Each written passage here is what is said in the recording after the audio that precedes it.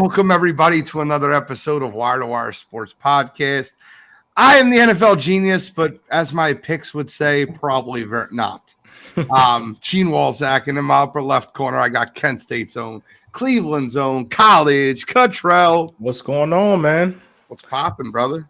Hey, it's a bad week for in terms of NFL football for me, but gotta live to see another day. I mean, it's a bad week in terms of football, period. Ohio State's about to get their butt kicked this Saturday by Notre Dame, and I'm going to just put that out there now. Oof. I ain't going to make nobody wait for that one. In the upper right corner, I got Scholastic Shally, Uncle Shally, William Shallcross. Government name, Jesus. I want government tonight. How you feeling, brother? Good. What's going on, boys? Danny Dempsey already in the chat yelling fins up. He's a Dolphins fan now. I'm just kidding. He's always been a Dolphins fan. He's liking to it. He wrote the apology letter. Dolphin fans are starting to become like Boston Red Sox and Yankees fans. Coming out of Andre, I know your Super Bowl is basically happening right now. Andre is a resident. He's a Falcons fan, Georgia Tech fan, all things Atlanta. And then he hates all things Ohio State, and he hates all things Ohio State. So you say he hates all things Ohio State, and he hates all things Ohio State. Yeah, no, it's a fact because you got to say it. You got to say it twice. So whoever, he's a fan of literally every team. Last week he was cheering for Western Kentucky. Week before that, he's cheering for Indiana and Youngstown State. He's just a hater. It's all right. Falcons, they got 2 wins right now. He's happy. He's on the Desmond Ridder chain. If you ask him, Desmond Ridder's a top 5 quarterback in the league right now. So a little delusional guy, but that's okay. We appreciate you for listening in. Yo, Desmond Ridder has stunk. Like, what are we talking about? Desmond Ridder has stunk. Am I wrong? Not wrong, but I mean, I think the offense in whole is a little bit better than I think everybody thought they were going to be, and the defense has played surprisingly well. I didn't think they were going to be 2-0. Did you make that futures bet for the under 6.5? It's 8.5, and yes, I did. All right, you're probably all right still then. I think the wheels fall off this week at Detroit. Just an opinion, but we'll get into it. We're going to start this week with college football, though. College football's got a massive slate. I'm making a new rule, making rules up as we go. I'm making up a new rule. Now, if you did it this week, this will be the last week you're allowed to do it. We all have our 3 games that we prep each week. We are no longer allowed to pick them as part of our pick 'em. Prep games are off pick 'em list. You have to pick off because I don't want to get to our prep games and then you not give a pick for it. We could do it this week, but no longer can make prep picks game picks. Any questions? I mean, I have no issues with it, but if I got one that I feel strong, like we talked about Colorado, Nebraska, like a couple weeks ago, if I have one that I feel that strongly about, I'm still picking it. I'm just letting you know. I got to let the people know that it's got to be one of the picks because that was your stone cold lead pipe lock, of the year. So, but I'm with you though. I'm okay with that. All right, I'm just making sure. Cottrell, as always, start us off. And listen, I know the order you should go in, right? You should have an appetite, and then you have the mid, right? It's the break in between the main event. There's one game on this docket out of the 3 that is one I don't really want to talk about. I think it's stupid. But the first one you got to talk about because of how much notoriety it is. And the last one you got to talk about because of how good it is. But I won't tell you the order to go in. I won't. I just strongly suggest which order we should go into. I think, Get them right. It's okay. I'm going to start with Ole Miss at Alabama. That's where we're going to start. This is like the hors d'oeuvres. This ain't even appetizer. This is hors d'oeuvres. Ole Miss. It's the pigs in the blanket. I still like the pigs in the blanket, but it's just not. I'm not getting pigs in the blanket. This is the salad. No cheese. They give you a side of small cup of Italian dressing, and that's about it.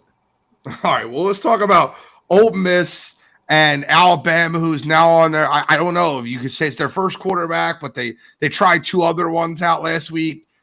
Alabama is in an off year, and people just don't want to admit it, right? Like, this college football playoff will have no tide. All you Alabama fans out there, how do y'all feel? I want you to speak up and let me know how you feel about Alabama not even going to be in the playoff discussion this year.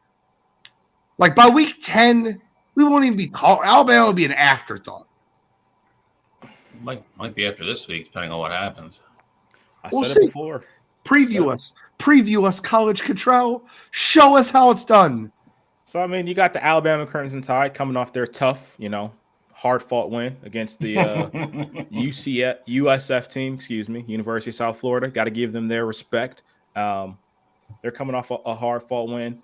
Now, on the other side of things, Ole Miss is coming in looking to potentially, put the SEC West on notice here, take full control over there. They're undefeated already. Jackson Dart at the helm. And then you got, like Gene said, Jalen Milroe's back under center for the Crimson Tide. I think this game I think it has dud factor around it. I think Alabama's defense has shown that they can come up and play in bigger games, but they're not one of those Georgia defenses. They're not one of the Bama defenses, that we've seen in past years. So they're not going to be able to hold teams necessarily to, 13, 14 points and score a defensive touchdown and win games that way. I got Ole Miss winning this one. I think Jackson Dart goes into Tuscaloosa. He takes care of business because I said it before. I'll say it again. I'm not a believer in Jalen Milroe. I think with Saban having that revolving door at the quarterback position, that shows you how much trust he has in those guys. And, you could talk about Bama's running game. They did look better in that second half against USF. I don't really care. I think Milroe's going to turn the ball over. And I think Jackson Dart, he's looked great so far this season. I think he's going to be throwing darts. So I got Ole Miss winning.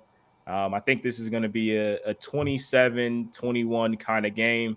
Ole Miss has the ball late, and, they ultimately don't give Bama a shot to potentially go on and win the game. There are a lot of teams in college football that go into Alabama and automatically feel like they're going to lose the football game. I think Ole Miss is one of those teams. I think Alabama wins this one, and I think they cover the spread, the 7.5 in this one.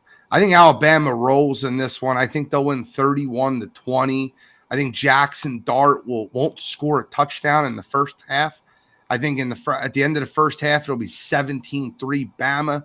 I think the second half will basically be playing catch up. Ole Miss will finally wake up a little bit, try to make it close. I don't think they ever have the ball within one possession in the second half of the game. Give me Alabama. Give me the defense. Give me Jalen Milroe after sitting a week. I feel like Alabama's going to come back home, run the football, play strong defense, and I think that'll be enough to beat Ole Miss. I think Ole Miss is just they're not as good as people are giving them credit to be. I'll take Alabama in this one, 31-20. I'm going to mix and match a little bit here. I think this game is a very close game. I don't think it's as high scoring as Gene sees it. I think it's a little bit more lower scoring like Cottrell. There'll be nothing. Wait, the same total. No, I was 4 points off. You said 27-21, right? Yeah, it's 48. I said 31-20. It's 3-point difference. Lower. Statement stands. God. Shelly never friggin' wants to agree with me. He's like, yeah, Gene's wrong. I agree with Cottrell. That's all I said. I know. I said a mixing and matching here. I'm kidding. Listen, I mean, there would be nothing that Lane Kiffin would love more to walk into that stadium and win that football game and kind of smear it in Nick Saban's face, a kind of an Alabama down year, and try to walk out of there with a W. Listen, I think Jackson Dart is a far superior quarterback than Jalen Milroe at this point, obviously in their careers. Obviously, Jackson Dart's been in college for about 8 years now, but I think he started to finally figure it out a little bit. He's played not conservative, but he's played within the system this year. Hasn't turned the ball over, and the Ole Miss offense looks pretty good. Alabama's defense is still it's not, kind of like Cottrell said, it's not to the point where it's a dominant, Georgia-like defense or even a normal Alabama defense, but they're good. I mean, Ole Miss isn't going to march the ball up and down the field against that defense. I just don't know what Alabama's going to look like offensively. I think Jalen Milroe is going to be scared to death to make a mistake, knowing he's on the thinnest ice you could possibly be on with an angry Nick Saban already. I don't know what his confidence factor is going to look like. Like you said, he got benched, only got put back in because the other two dudes that came in after him looked even worse. It's not like Nick Saban's going back to him because he thinks he's going to look good or, I don't believe he made up that much ground or is going to look that much better, after 1 week of practice. So I think everything, in your psyche is kind of like Gene said. I think it wants to lead you to believe that Alabama goes home, figures it out, Saban coaches them up, and then they come out with a victory. I think Alabama pulls it out somehow. I'll go 23-20 Alabama over Ole Miss. But I think Ole Miss definitely covers. And I do think Ole Miss probably has a shot to maybe win the football game. So I want to go to the comments real quick. My man Mo in the chat said, let's go Wire to Wire Sports Podcast, a.k.a. the Three Wise Men. Maybe two wise men. I'm not wise right now, man. 1-5 in NFL. I'm not feeling it. Mel said the dynasty is dead. And he also said Lane Kiffin is the type to kick Saban while he's down. Ole Miss by 17. Oh, he's 100% right about the middle comment. I am not going to say the dynasty's dead. This is if you want to acknowledge the truth of the situation, they are in a transition year. They have young receivers, they have young quarterbacks. The defense isn't young, even though it's probably playing a little bit above their heads right now. This team will be very, very good next year and the year after. So I'm not buying any. I'm starting to hear it a lot too. I don't think this is the end of the Saban era, blah, blah, blah.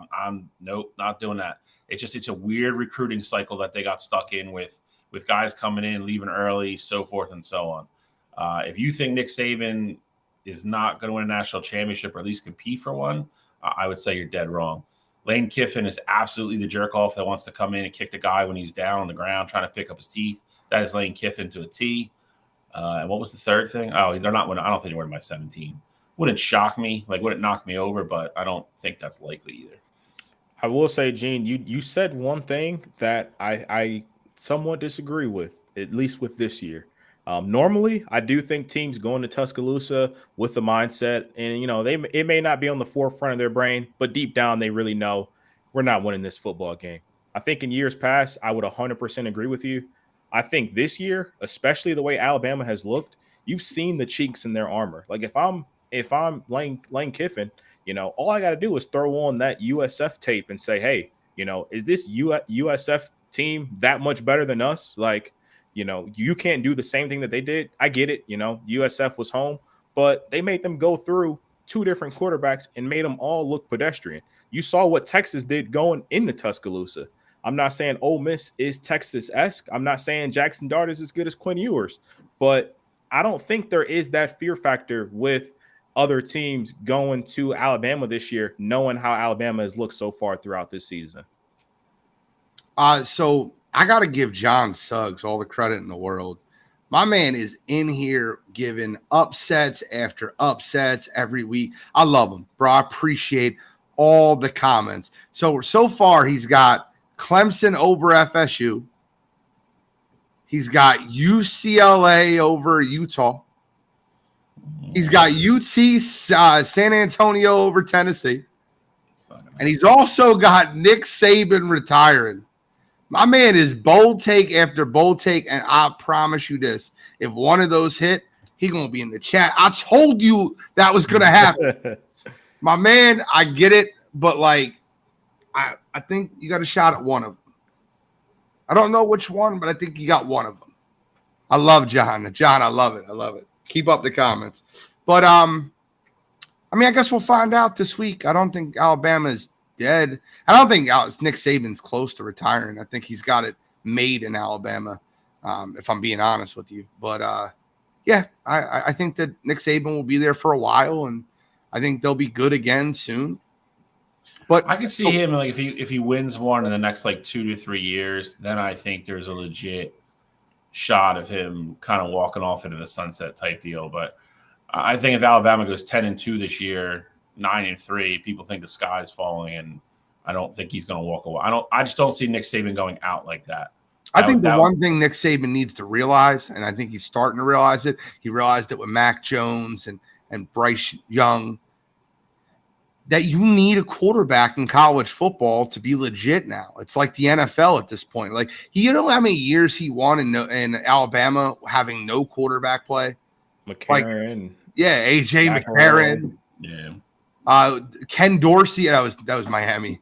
I think about the days of the bad quarterback play that you win because the team is just better, and those days are over. They're no longer a thing.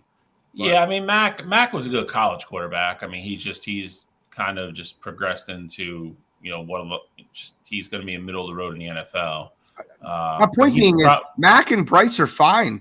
I'm talking about you can't win with Jalen Milrose anymore. Your first round talent, second round talent. You need those kind of guys. Yeah, agreed. Or if you don't get those kind of guys, you need a guy that's at least going to. Alabama was winning with undrafted players. Yeah. A.J. McCarron went in the 6th round. Yeah. Yeah, he probably really should have been drafted. Yeah, I mean, because if not, you have to have like a team like Georgia had the last 2 years. And I mean, instead of Bennett's probably somewhere in between a good quarterback and Well, you can also win with a 27-year-old college quarterback. True. Yo, I swear to God, bro, I am so shocked.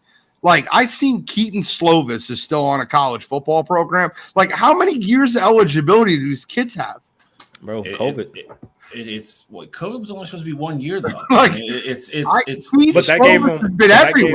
that gave them a free year though. Like, if you redshirted, you had COVID, and then if you had a medical issue, that's 3 years right there that you just can pile. It's crazy. It's crazy. You got guys playing in their 6th or 7th year right now, but then you have the Walker situation, and that kid can't get cleared to play. It's just nuts. The NCAA there's no consistency. I don't get me started on it. I don't feel like ranting right now about it. I just think it's funny. Hey, by the way, you took a trip out to Ann Arbor, Michigan this past week. How did that go? It was great. We had a great time. I mean, we had great seats to the game. Michigan defense showed up. Michigan offense kind of sleptwalked through the game. I think Blake Corum looked pretty good. JJ did not have a good game at all. Looked a little bit off. Kind of like he was trying to force it too much. Threw 2 really bad interceptions. Crowd was great. First night game with the new lights. The hype video was awesome. They got James Earl Jones to do it, so it was pretty cool. I mean, I love it out there, man. I mean, it's a great college campus. I'm biased, but I've been to other ones, and I think it's just a little bit different there. But it's had a great time. Can't complain at all. We had great weather. I mean, Saturday was 77 and sunny, no humidity. It was just everything worked out great. Couldn't have asked for a better trip. Okay, I'm glad you enjoyed it. I will say this: they were starting to scare me for a little while. JJ McCarthy did not look good, but hey, you guys won a football game. You can play like that and not drop in the ratings if you're Michigan. So, just one of those things. Oh man, bro, I dude, you're one of 6 teams that cannot complain about that. Sure, I can. Oh God, you can. It's a horrible argument. You saw Florida State. They laid an egg against Boston College, and Florida State was all right. Here's the difference. Florida State was in legit danger of losing that football game. I'm not comparing it to you guys. Michigan was never in danger of losing that game. They didn't look great. They didn't look like a team that should be ranked 2 in the country and have first place votes. I'll freely admit that they were never in danger of losing that football game. Florida State could have lost. Texas could have lost. 100%. 100%. I'm just saying, we won a game by 20 and then 28, and we dropped 2 slots in the poll. And that's all. That's all I'm saying. Just making sure everybody saw it. You will have your opportunity very soon to make up for all of it. I get it. You have the opportunity Saturday. I get it. I 100% get it. I'm just saying, all things aren't looking equal right now with the AP. That's all. Oh my God! I just think Ohio State. It's funny with Ohio State. It's like one of legit 10 programs that can't complain about that. And I'm not even saying it's not even a logical like topic, because it definitely is. Like we see it with Notre Dame every year. Like Florida should be ranked. Like Tennessee, like we're not talking about the bigger picture here. I'm just talking about through 3 weeks. That's all I'm saying. I will say this though, like let's not act like we won a game by 28. Like you guys played Youngstown State. Like we didn't. You basically played North American. You do realize that Michigan played Bowling Green. Like we dropped the spot. We dropped the spot. Youngstown State's not even freaking. They're not even Division I. That's Gene's point. You literally just proved it. Okay, so we won that game by 28. You guys struggled with Bowling Green, who's a MAC school. You know, not even Bowling Green to Youngstown State play. Who wins? Bowling Green by 14. There you go. I don't want to stick up for Michigan either. Stop making me do that. Okay, so Michigan. Okay, so again, all things equal here, they won by less points, and you saw the first half. We were never in danger. There was never a scare with Youngstown State. There was never any of that. I get it. You know, the game wasn't a blowout. I didn't say that you should have dropped either. Okay. I'm just saying it happened, though. It happened. Man, you guys, man, that fan base is y'all starting to turn a little bit. It's not. It's not. Y'all getting little things starting to bother you guys all of a sudden. I'm here for the Ohio State Michigan hate. All things aren't equal. Texas had laid an egg against Wyoming, and you see them move up in the polls. All right. Well, by your own words, and I'm not a Texas football fan. I kind of am. They're my third team now. I have 3 of them. But by your own words, they still won by 21 points, right? Isn't that how that works? They did, but hey, if all things are equal, they should have dropped the spot. You beat Youngstown State by 28, and they beat Wyoming by 21. I think that their win's better. Okay, what about 55 against Western Kentucky? We're talking about the Hilltoppers? Yeah. All right, I'm done. The house that Bailey Zappi built. Oh man, exactly. I mean, 3 years ago, man, all you guys were like, "Oh, we're gonna stomp everybody, go college football playoff." Now, you guys starting to complain about a lot of stuff. Quality wins. Let's move on to game 2. Let's move on to game 2, but we can't move on to game 2 without speaking about their previous week game. Colorado game 2, right? Control. That's where we're going. Colorado game 2, right? Okay. Colorado, Oregon. Colorado is traveling to Oregon this week. No Travis Hunter. Got to talk about the Colorado State game. And look, I wrote my apology letter to Prime, Coach Prime. I give Colorado all the credit in the world. But am I the only one that thinks it's kind of weird that they stormed the field, beating Colorado State at home when they were 21-point favorites? Like, is that not weird to you? Like, they're not used to it. They don't have any decorum there in Boulder. You know, they don't know what it's like to win football games. They won 1 last year. So you beat a rival team. You don't know what to do. But yes, it is weird though, to answer your question. Very weird, and you shouldn't do it. Weird is we got Freddie. We got Freddie. Someone tag Freddie in the chat. Freddie's in the chat, right? Talking about, I believe in Colorado. Like, is Freddie a Buffalo fan now? I guess he's a Coach Prime guy. Hey, he's like, I believe, like when they beat a team that they were favored to beat by 22 points. I don't understand and I love what Coach Prime's doing in Colorado. I do. I don't like what he did, the Jackson State move. I talked about that, but I'm over it. I've wrote my apology letter. I'm on board, right? I love the kids he's got with Shador and Travis Hunter and Shiloh, whatever. I'm good. I just think it's a little bit awkward to like, hey, we barely beat a team that we were favored to beat by 22 points. And we're like miracles happen. Like, what are we doing? This is not what happened. Yeah. Someone tag Freddie's ass. Yeah, that wasn't like a top 5 team in there. That was, Colorado was a 21-point underdog, and if they beat USC next week, fine. Storm the field. Just burn the field down. I don't care. You can't be a 21-point favorite and rush the field like you guys just beat, the number 1 team in the country. Like that. That's not okay. It kind of goes to Cottrell's point that they're just not used to it because they've been so bad for the last 10 to 15 years. If you want to talk about that, I agree with you. I brought that up to you last night at the field. But on top of that, nobody's really like, talking about the gaffe of the officials in overtime either. How they didn't switch the order of possession in the second overtime. Oh, I'd seen that. I saw that and I was like, did I miss a rule change? Like, did they change that at some point? Thought the same thing. I was sitting there Googling. I was like, nah, they're just going to mess this up at home. Like, I was like, all right, whatever. I also thought it was kind of awkward that Colorado State, now granted, one of them was one of the 3 penalties that were called on them on that last drive was 100%. But, dude, the other 2 were very ticky-tack to be called. On the last drive of overtime, I don't know. I feel like the Colorado story's got legs to it, right? Valentino Shevchenko makes a comment about losing a fight or being in a draw at a fight because it was Mexican Pride Day, National Day. I'm making a comment saying the officials were a little bit skimpy down the stretch versus Colorado State. Am I wrong? No, you're definitely not wrong. And I don't want to stick up for the officials here because I'm 100% with you.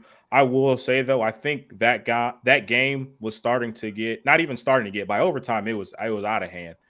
So I do think they were calling it a lot tighter than they should have been just because of what happened previously.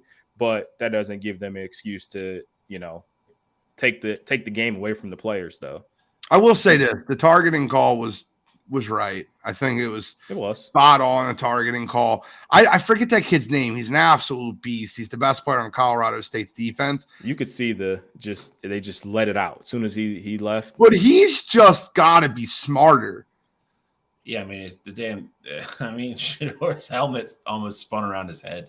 I mean, if you want to go full tinfoil hat here, I mean, screwing Colorado State out of that game doesn't move the needle for anything anywhere. Colorado loses that game, it definitely takes a lot of steam out of this weekend and potentially next weekend. They got what they wanted. I don't think anybody thought Colorado was going to roll in this game 3-0, and here they are. And Colorado, Oregon. I mean, if it wasn't all right, I mean, we're out of roses, Kurtrell. Like, there's none left. Like, we picked them all the time, and rose season is too late in the season. There's none left. So we got to talk about the Travis Hunter hit before we get.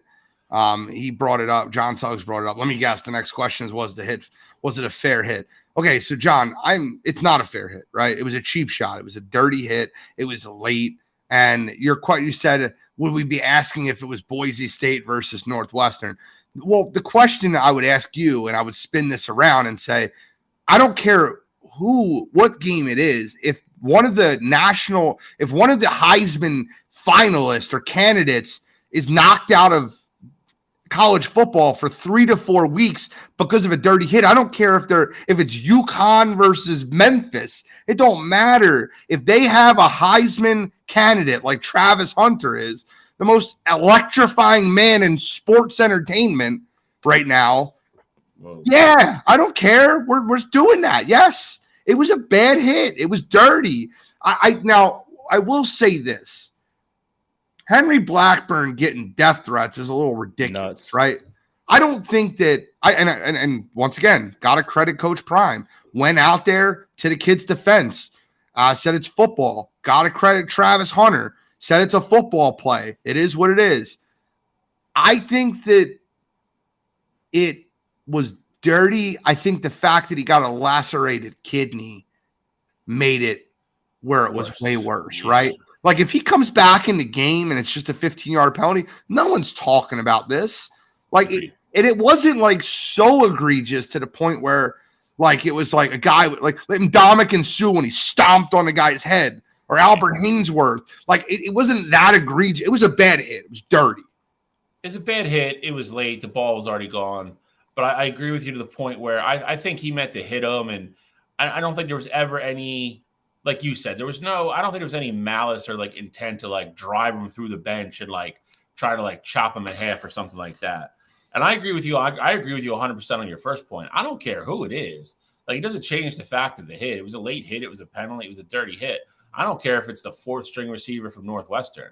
Obviously, he's going to get. Got thrown out of the game. If I'm being honest with you, what'd you say? I think he should have got thrown out of the game. 100%. I think They didn't You throwing change. kids out for targeting that I don't think is even targeting in NCAA football. This was way worse than what 90% of targeting is in college football, in my opinion. That's I agree with that. 100% what I was going to say. And I think that the biggest part is knowing what was being said. And I know you can't necessarily go into games with, this preconceived notion and things like that. But the refs were out there pregame. They saw the trash talk going back and forth. They saw the antics that were going on the field. Like in that moment, that, hey, tensions are flaring. I think you have to throw the kid out to really just set the precedent, because what if a Colorado player would have retaliated on the other side of the ball? Colorado State, they threw a deep ball and Shiloh's just, coming across and knocks a kid out and he gets hurt, even worse than what Travis did. I think you have to really set that precedent there, especially in a game like this where you already know tensions are high and, these players are clearly playing way too emotional. Thought it was late, thought it was dirty, thought he should have got ejected for it. But I do want to give credit to Prime for, coming out and just, really taking the high road, saying it wasn't, that dirty and, it was a football play, things like that. Because I don't think he really meant that, but he went out there and said it to his defense. And the death threats are just dumb things that college kids are doing. His phone number got leaked, his address got leaked. Like that's just dumb. Last point I'll make on this, and on the game, not on the hit. Jay Norvell got that team ready. Colorado State was ready for that game, and I got to give them all the credit in the world. They showed up with that game with a chip on their shoulder. They were ready to go. Got to give them credit. Got to give Jay Norvell credit, coach Colorado State. I got to give them all the credit in the world. They played a hell of a football game. Stephen Chambers said, yes, it was dirty, but he and his family don't deserve death threats. We completely 100%. Agree with you. And then John Suggs still defending it. But on side note, most players on defense or even some head coaches want to make the other team feel the fear. I agree. Okay, what if it was not a late hit? Would people still be talking? I mean, it was a late hit. Like, what if the queen had balls, she'd be the king. I feel like John just saw that Florida Gators documentary, Major Wright coming across the field, knocking out that Oklahoma player. People aren't still talking about it being a dirty hit because it wasn't dirty. It was a play on the ball, it knocked the guy out, whatever.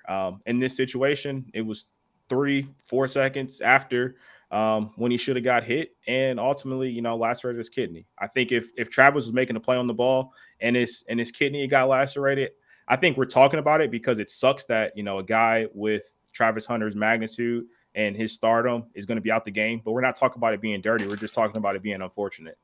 He said, damn, Control, you're 100% right. All this to talk about this, and I don't know if either one of you guys will disagree with me. Oregon by 35. I think Oregon absolutely destroys Colorado this week. I don't think it's a football game. I think Bo Nix, especially Bo Nix at home in Oregon's going to destroy them. And listen, if you have Travis Hunter there, the spread's probably not 21. It's probably 10 or 12 or no. What do you think it is? It's probably 18 if he's playing. I disagree. I think it's 10 or 12. I think the best player in the world is going to be non-quarterback is going to be worth 12 points in a spread. He's two players. He's two players. Yeah. I agree.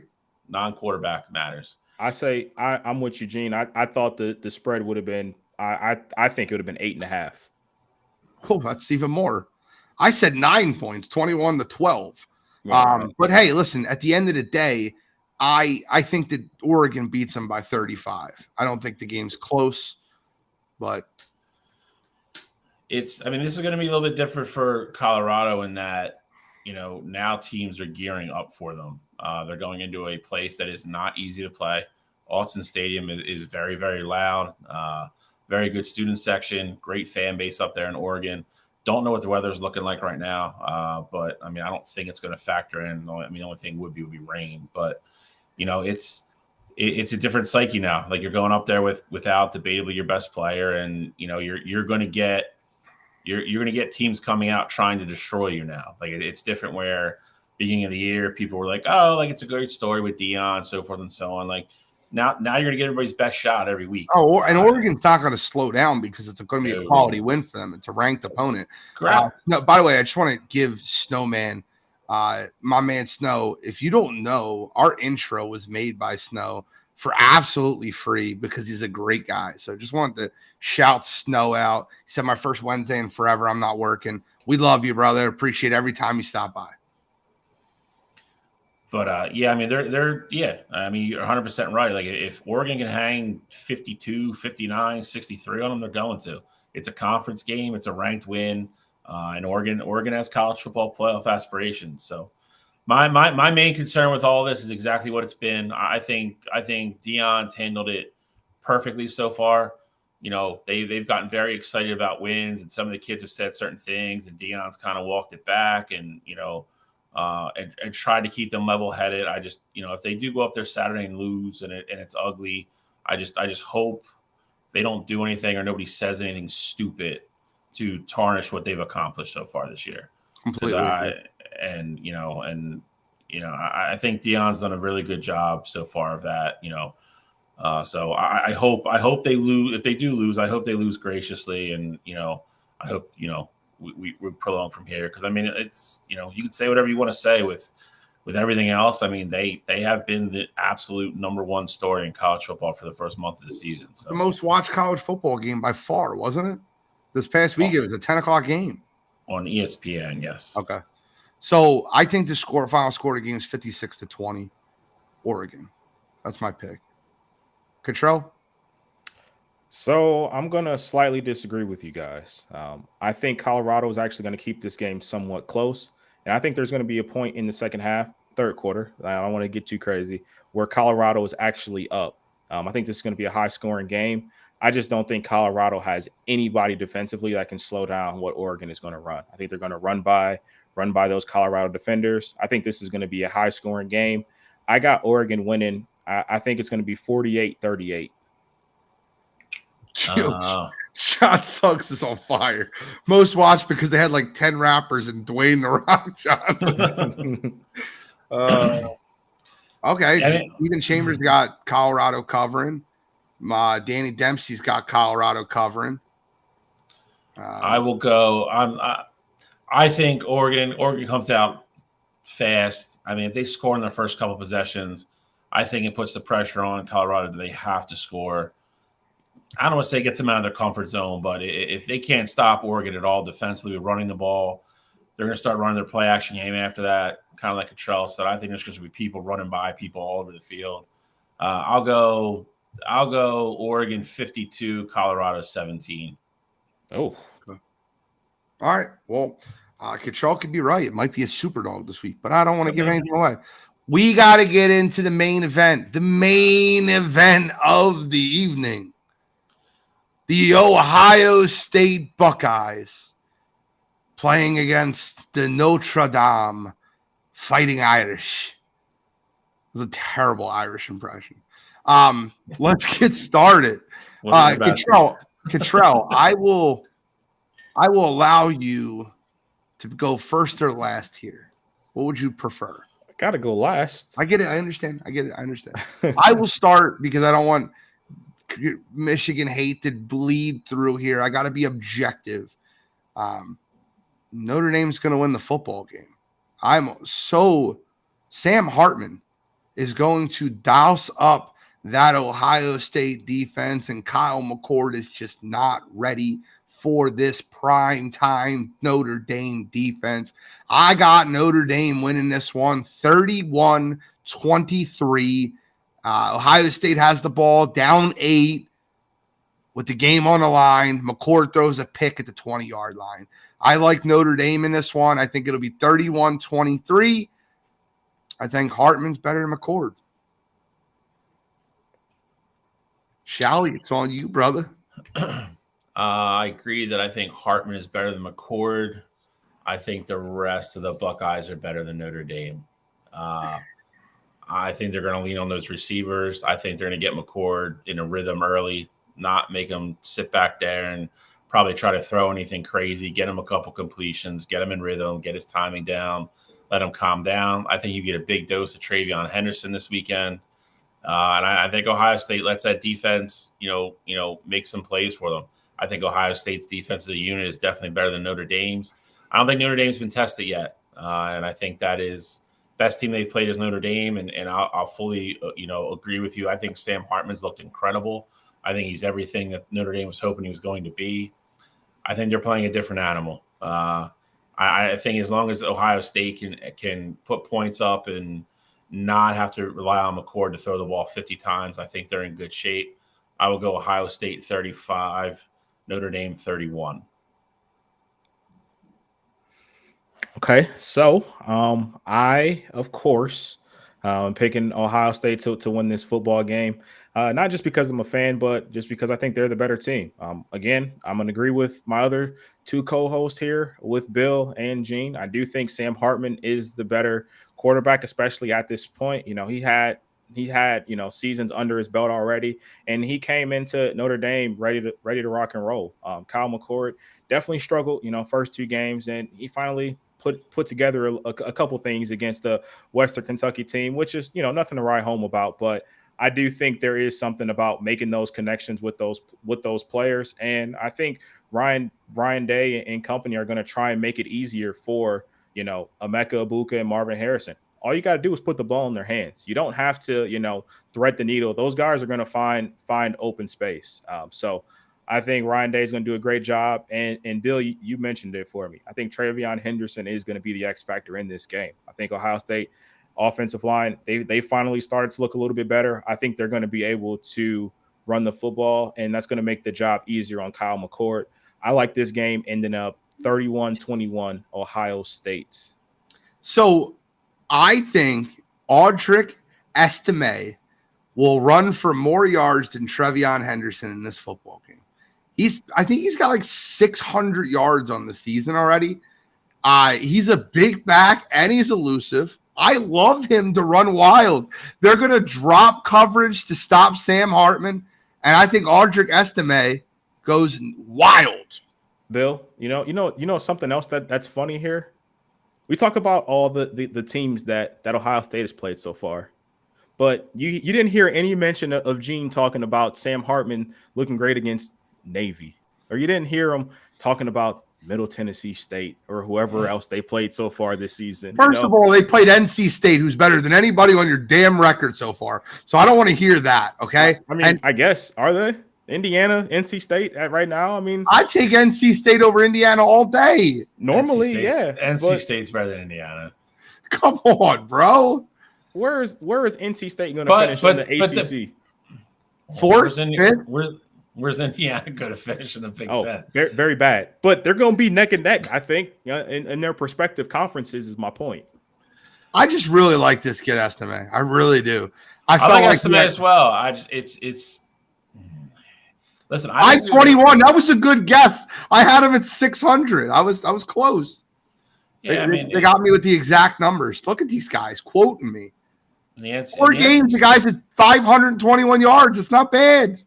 Tennessee State. You're talking about FCS teams. Tennessee State's one of those teams. You knock Ohio State for. You don't talk about a Notre Dame. I'm just saying. I think that Sam Hartman and the quarterback is just better at Notre Dame. They're home. A lot of role players play better at home than they do on the road. I watched a very similar Notre Dame team hold Ohio State down for a good portion last year in Ohio State. They get their revenge this year at home. Now, granted, Ohio State's going to get their opportunity to still make the college football playoff even after losing this game. I just think Kyle McCord has to still develop, and I think they're walking into a bad environment. I think the spread tells you everything you need to know about this football game. It's only a 3-point spread. Be careful. Look, see, if you would have said all that at first, though, I wouldn't even be getting on you. But you talked about McCord and Ohio State's lack of schedule. Everything I've said, I stand on. I think Sam Hartman is a lot better than Kyle McCord. I think Estime is going to run for more yards than Travion Henderson. I think the Notre Dame defense at home and those role players are going to play better than Ohio State's defense is going to play this week. I think that Notre Dame will finish behind Ohio State at the end of the season. But right now, I think Notre Dame's the better football team. Notre Dame wins this game. I don't know where they lose. They still got Clemson and they Don't got they play USC Duke still? and Yeah, USC. I was literally USC just going to and say they're. I mean, they Clemson. might not beat And USC. Duke is so underrated, man. Watch them play. If you haven't watched them play yet, watch them play. They are so underrated right now. Duke gets. I mean, Oh, why am I becoming a college football nut? Three teams is enough for you. You can't add another team. If you want to add another team, you got to drop somebody else. No. I'm not a Duke fan. I You have. gotta go All right, FCS so first or of all, something. this is the way it is, right? Let me just explain my team. Yes. There's no need for that, Control. You got to go D2. I might have to cut Georgia out. That might be the team I cut out. Oh, bro, you can't cut Georgia. Well, listen to me. Hear me out. Georgia's like Christian McCaffrey in fantasy football. He's undroppable. He's on the undroppable. No, but follow, you but cannot follow me. cut Georgia. I don't want the front runner because you guys know this, but not a lot of people do. They hear that I root for Georgia and they're like, "Oh, you're front runner." But like, what happened was Georgia made me look really good. I rooted for them all year. I made a bold prediction. It came true. Then my favorite player in college football went to the Eagles. And then the Eagles started drafting all the Georgia Bulldogs. So it became like, how can I not like this team? But at this point, they're all drafted already. I'm not in love with the players that are there now. And my new favorite player in college football is Quinn Ewers. So now, like, if I had to pick, I'm rooting for Texas. Texas plays Georgia in the Natty this year. I picked Texas to win it all this year. They're going to make me look good. So I got to go Texas. Oh, Gene, I am so glad you brought that up, Gene, because Okay. you thought you were slick. You almost pulled a fast one on us. Okay. And I got to call you out on it. I don't mind. You waited until Texas. You were calling Texas beating Bama, and I'm with you on that. But you waited until after the game to tell us that you were picking Texas to win the Natty. You're right. You lose that game against Bama. That's not what you would have came on there. But I didn't give a Natty winner. Do you remember? I know that's why you did it though. You were You're worried about 100% that right. game. I I cheated. know, but I'm calling you out on it. Listen to me. Shally knows this because he plays softball with me. Alex Elmore knows this. Snowman knows this. Anybody in the chat that's ever competed with me knows this. If I can find an advantage, I will use the advantage. Shally, I'm going to ask you a question. I know you're looking for your cat. I don't know what you're doing. But I'm going to ask you a question. Has anybody in the entire league had more people called out for like leaving the base early or like not tagging up in time or hitting the wrong bag at first base? Like, do I not use the rules to my advantage? You do. You 100%. That's who I am. That's who I am. No, like Jory, I don't switch teams. I still have the same rankings. Jory. I don't switch. Freddie switches teams. He disowned the LA Rams. He's done with them. Now He's a Giants fan now. I don't switch. I add. It's better that way. You just add them. I don't know. This Lauren is just typing letters in here. I think this is spam. I'm gonna have to block this Lauren. Sorry, Lauren. We're blocking you. You're done. You're gone. All right. Put in a timeout. All right, but Duke is going to get Notre Dame at a good time, so it'll be very interesting to see what happens with that. They go so if they beat Ohio State this week, they go to Duke next week. Then they have a crap game. Then they have USC at home, something else, and then they go to Clemson. If they get through all that, then Brandon, we're going to talk about that right now. Let's talk about it. All right, before we go to pick 'em. Is there any other thing you want to look out for this week? First of all, if you want more in-depth college football action, I'm going to just say this right now. If you're not watching Coast to Coast on Saturday morning, you are missing out. This is not just good college football talk. This is elite college football talk Saturday morning with Black Elmore and these two gentlemen above me. These college football. They're like not even. I would call them like post grads. They're not post grads. They have master's degrees. They have postgraduate degrees. They're doctorates in college football. Savants. So if you're not listening, if you want more in-depth college football in 2 hours of commercial-free college football Saturday morning. You need to listen to Coast to Coast. But is there any other games that you want to bring up here, or do you want to continue to tease? We don't have to break them down, just something you're looking out for this week. I know you have B on the lookout for on Saturday, but is there anything else you want to bring up there? I want to bring one up. That's why. I got two of my think pick'em. So Clemson gives Florida State everything they can handle. I'm not confident enough to pick it, but I'm going to tell you right now, that game is going to be a field goal game one way or the other. It'll be a walk-off field goal. I'm calling that now. That'll be the game of the week to watch, Clemson, Florida State. I'm curious to see. I'm curious to watch the Iowa Penn State game. I think that spread's a little high for me, but it is in Happy Valley. It is going to be the whiteout game, but Penn State looked very underwhelming in certain aspects of the game last week. I think that's going to be their first real test. So I'm curious to see how they respond at home. Bold prediction, and I don't think it's one of my picks. Let me just double check. I don't know. I make picks, and here we go. Let me just make sure it's not one of my picks. It is not. That's okay. Bold prediction: Penn State blows Iowa out of the building. I think their defense is going to make Cade McNamara look like Cade Mac and Cheese. They're going to cut them up, carve them up. Penn State's defense is elite, and I think they put themselves on the map this week. Control? What game you're looking for? Or are you going to hold it to Coast to Coast? You guys gave me Clemson versus Florida State. You guys also gave me Iowa at Penn State. Both those games are in my pick 'em, so I can hold on for a second. All right. I think if the other really good, intriguing one to me is Oregon State at Washington State. I think that has the potential to be a very, very good football game. I love that game. DJU is looking great. I don't know. Somebody called Oregon State as a sleeper. Where's that guy at? By the way, throw up the standings, Cottrell, because I called it this year, and I'm telling you again, I'm coming for you in college football. Now in the NFL, you guys might kick my ass because I'm 1-5. I don't think I've ever been 1-5 in the NFL to start a season. I hit 70% 2 straight years and 60% a third year. Last year I finished in the 50s, but I was above 500. I've never started a year 1-5. I'm like blown away. But college football, win-loss record, I'm only one behind. But the super dog record, there's a new sheriff in town. Shally might be percentage-wise better. I don't know. It's close. I'm doing math now. Don't make me do math. Look at this. We're going to talk about the NFL shortly. If you have your NFL friends, tag them. We got segments for you, overreaction, underreaction coming, but we got to get in the college football pick 'em. Cottrell, you being the guy, pick the order.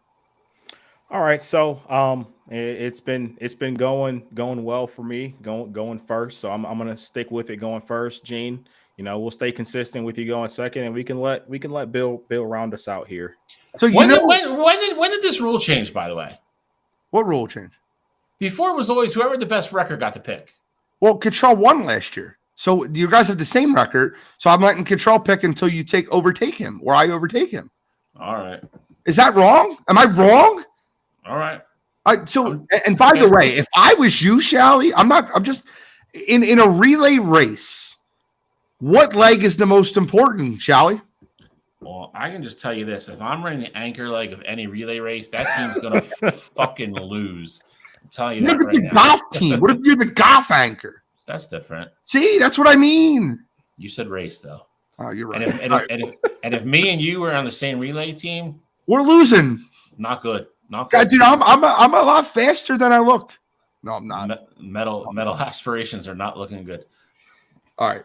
So let's get it started. I'll be the rose in between two thorns. All right. So my first pick, I have Texas Hook 'em Horns minus 15 at Baylor. I think they're just a much better football team. I think Quinn Ewers is going to go into Waco and he's going to take care of business. I don't think Baylor has anything for those Texas Longhorns. And the one thing about Texas is that you saw it last week. they could sleepwalk for 3.5 quarters, but when they want to, they could flip a switch, throw up 21 points quick, fast, and in a hurry, and now you're down 21 and the game's essentially over. So I think Texas, they take care of business against Baylor. Easy 15 points to cover. Second game, think this is my sexiest pick of the week. Gene kind of talked about it earlier. I'm going all in. I got Clemson plus 2.5 against Florida State. I think they take care of business. I think Clemson wins that football game.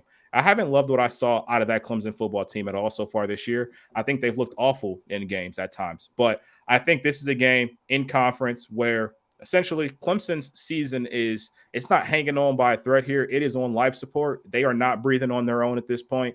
And I think this is a game where they can, if they find a way to win it, they can get back in the radar and they can really get back in the mix. So I think Dabo is going to have those guys ready to go. Jordan Travis is not 100% in this one. I think that Clemson D-line is going to get after Florida State, and I think Clemson finds a way to win at home. Other game, love it this week. Bill, you talked about the spread in that Iowa-Penn State game. I'm not even concerned with the spread. Give me the over in that one. I know Iowa has good defense. I know Penn State's defense is elite.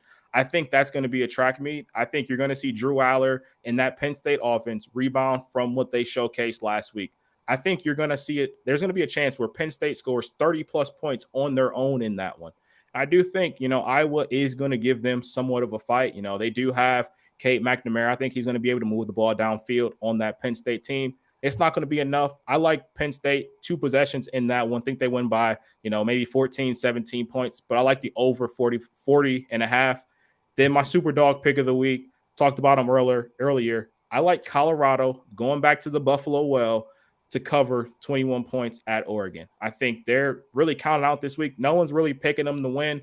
I'm not saying that they're just this, Cinderella underdog, but without Travis Hunter, I think everyone is on that Oregon side in this one. I think Prime will have those guys ready to go. Offensively, they're going to put numbers up. Defensively, they just won't be able to shut down that Oregon offense. But I like them to keep that game close and to pick up some super dog points in that one. Before I go, I want to highlight some picks that came through in the chat. Bunch of comments. Appreciate you guys. Adam Hurley says, is anyone taking Colorado to pull off the upset? He said he'll take Colorado. People don't realize they have a big play defense. My man, Timmy Todd, what up, though? He's always in the chat. What up, though? Appreciate you, brother. We got John Suggs asking what if it was a large milkshake race? I'm not good with milkshakes either. I'm going to be honest with you. Texas will beat Baylor. Stephen Chambers picking Florida State and picking Penn State. He also says picking Oregon. So I'll give you my 3 picks. I'm ready. Brandon said something in the chat earlier, and Shally advised me against this last night.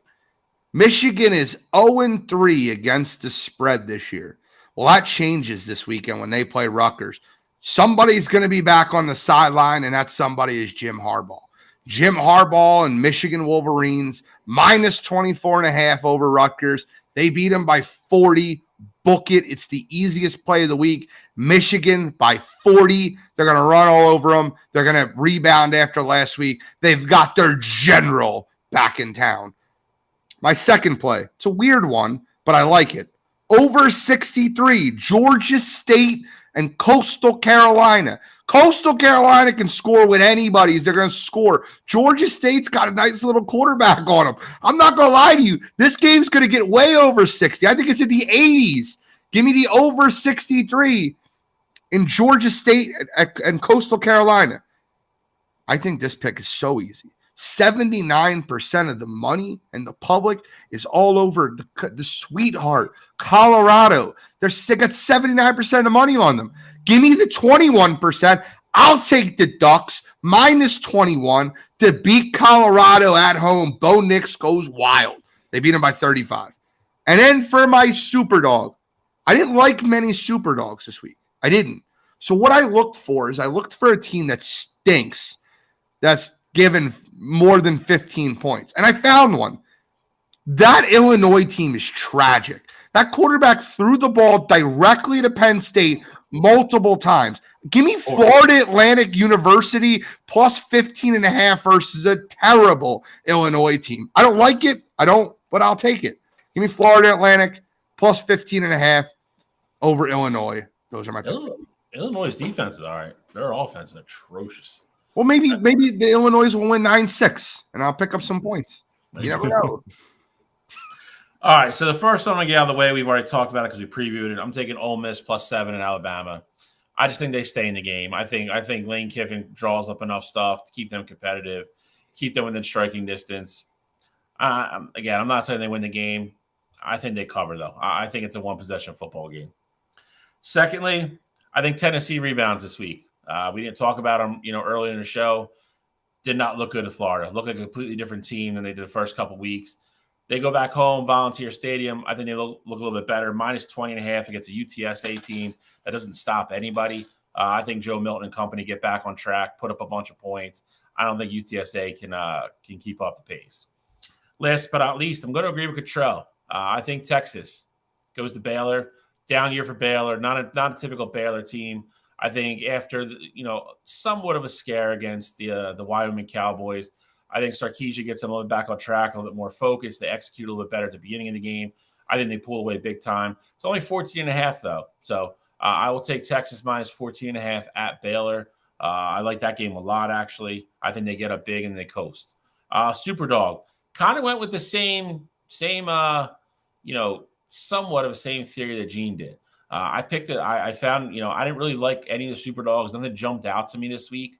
I'm going to go with Charlotte, who can stop nobody, but they can score. They've put up 25-plus points in all three of their games, going to Florida. They're giving up 28.5. I'll take my chances and see what happens. I think Florida coming off a big win. I think they come out a little bit clunky at the beginning. A little hangover from the big Tennessee win. Maybe Charlotte keeps it close. Maybe even they go up like 14-7 after one, something like that. And then I hope they hang on for dear life, and maybe I sneak some Superdog points out at the end of it. So those are my 4 for the week. I like it. Let's move on to the NFL. Now, before we go into any NFL pick'em or previews, I want to do overreactions, underreactions. Can we do that first, Cottrell? Is that okay? Absolutely. I'm locked and loaded. I'm ready. I don't know what these questions are. We don't know. There's no prep. This is no prep. I almost said no notes, but some dork would get mad if I said that. Tag him if you want. Go ahead. I do want to preface it by saying there is one of them isn't overreaction, underreaction. It's a question. So let's just go ahead and get that one out of the way. Sounds good. Who's in more trouble, the Los Angeles Chargers or the Cincinnati Bengals? The Bengals. I think the Chargers. I think the Bengals are in more trouble. I think Joe Burrow's calf injury is going to continue to linger. I think I agree with Jamar Chase. I told you he should have sat out week 1. He shouldn't have played. He played the first 2 games and they lost. And I think that calf injury is only getting worse. I think the Chargers can beat anybody on any given Sunday. I think they got a terrible football coach. And I think if you fire him if they lose this week, you fire him, they might wrap off 10 straight. I think you fire Brandon Staley if they lose this week. And I think you give the job over. I think you give the job over to the host, Kellen Moore. And I think Chargers wrap off 10 straight. I'm not kidding with you. I think the Chargers can beat anybody with a good football coach. I think the Cincinnati Bengals are in serious trouble. Just my personal opinion. I think Joe Burrow is a lot more hurt than we're hearing. I mean, I think the one thing, from having the injury in the past, Gene's had it as well. I mean, you pop a calf, it's something that it becomes a nagging injury. It's never going to heal. Jamar Chase is right. He should have sat, let it fully heal, come back, 100%. He probably won't play 100% this year now. Like it's not something. It's just something that's never going to go away. He's going to keep tweaking it, and I think on top of that, I think you should look at Cincinnati. They're just not playing good football. No. I mean that they're not on the same page with the new offensive coordinator and the new play scheme. They just have not looked good at all for the talent they have on the offensive side of the ball. So I'm going to go with Gene on this one. I think Cincinnati, because I think that injury's not going away, and I think if the Chargers lose this week, I think it's the best thing that happens to them because I think Staley gets fired on Monday. I'll say this. John Suggs, the Chargers DC needs to be fired first. The DC's the goddamn head coach. Brandon Staley's the defensive coach. The problem with the team is the defensive coordinator, which is the head coach. In 8 out of the 10 major categories for defense, the Chargers ranked 31st or 32nd, 8 of them. Jordan makes a great point about the calf turning into the Achilles issue. I know, obviously, a lot of people have been talking about that because of Aaron Rodgers and what his situation was. I never want to wish that on anybody, but I don't know why the Bengals rushed out Joe Burrow for that one. It just didn't make sense to me in the moment, especially knowing that, I think they could have been competitive for 2 games without Joe Burrow. Obviously, you're not going to be great, but you got arguably the best receiving core in the league. If you're not the best, you got a top 3 receiving core. You rebuilt the O-line. You have Joe Mixon in the backfield. I wouldn't have, potentially mortgaged the entire season on Joe Burrow playing the first 2 games of the year, especially against divisional opponents. I got to say that, though. I got to address this. John, who's the offense coordinator in Kansas City? Who's the offensive coordinator for the Los Angeles Rams? I don't care if Derek Ansley is the Chargers DC. I don't care. Brandon Staley's background is defense. He's a defensive head coach. They brought in Kellen Moore to run the offense, and Brandon Staley runs the defense. The problem in LA has always been Brandon Staley. Can someone help me understand who he has pictures of? I don't get it. There's certain players and coaches that get passes and everyone makes excuses for them. And I don't get it. I bet you wish they hired Sean Payton now. I was going to say, this isn't one of the questions here, but seeing what's happened with the Broncos so far, would they be in a better spot with Sean Payton right now, the Chargers? Denver's 0-2, so you can look at the record and make that argument. Denver looks like a completely different football team. But it's not even just record, though. It's why do they look great in the first half, and in the second half, they look like a team that forgot how to play football. That doesn't say coaching. That, to me, says the quarterback is the issue, because the first play is a lot of scripted information, and then when teams are making adjustments, Russell Wilson is not. Russell Wilson looks terrible in the second half. Outside of that Hail Mary, they were awful. I agree that could be your perspective, but also I could be looking at it like, if you're not coaching on script, what can you do? Obviously, you know what the tendencies are going to be in that first half, your first 10, 15, whatever, 20 plays are going to be. But, once you get off script, I'll say it right now. Russell Wilson shot. He's done. He's shot. He's finished. He's done. He won't be in the league next year. Okay. Well, that wasn't one of the questions. So we're going to get back on script here. The Dallas Cowboys are the best team in football. Overreaction. They went against a New York Giants team that looked absolutely putrid in the first half versus the Arizona Cardinals and almost got beat by Joshua Dobbs and a team that's actively trying to lose. And then they went against Zach Wilson, who the Jets have no interest in allowing to run an offense. I'll let the kid fail. Drop back and throw the football. I don't care if he throws 7 picks. Let the kid fail. They're running a vanilla brand offense, and I don't know if I should blame that on Zach Wilson or Nathaniel Hackett, but regardless, it's an overreaction. I'm not saying the Dallas Cowboys aren't great, because they do look great, but they do this every friggin' September. They go 3-0, they're going to the Super Bowl, and then December hits, and all of a sudden they forget how to play football. It's an overreaction.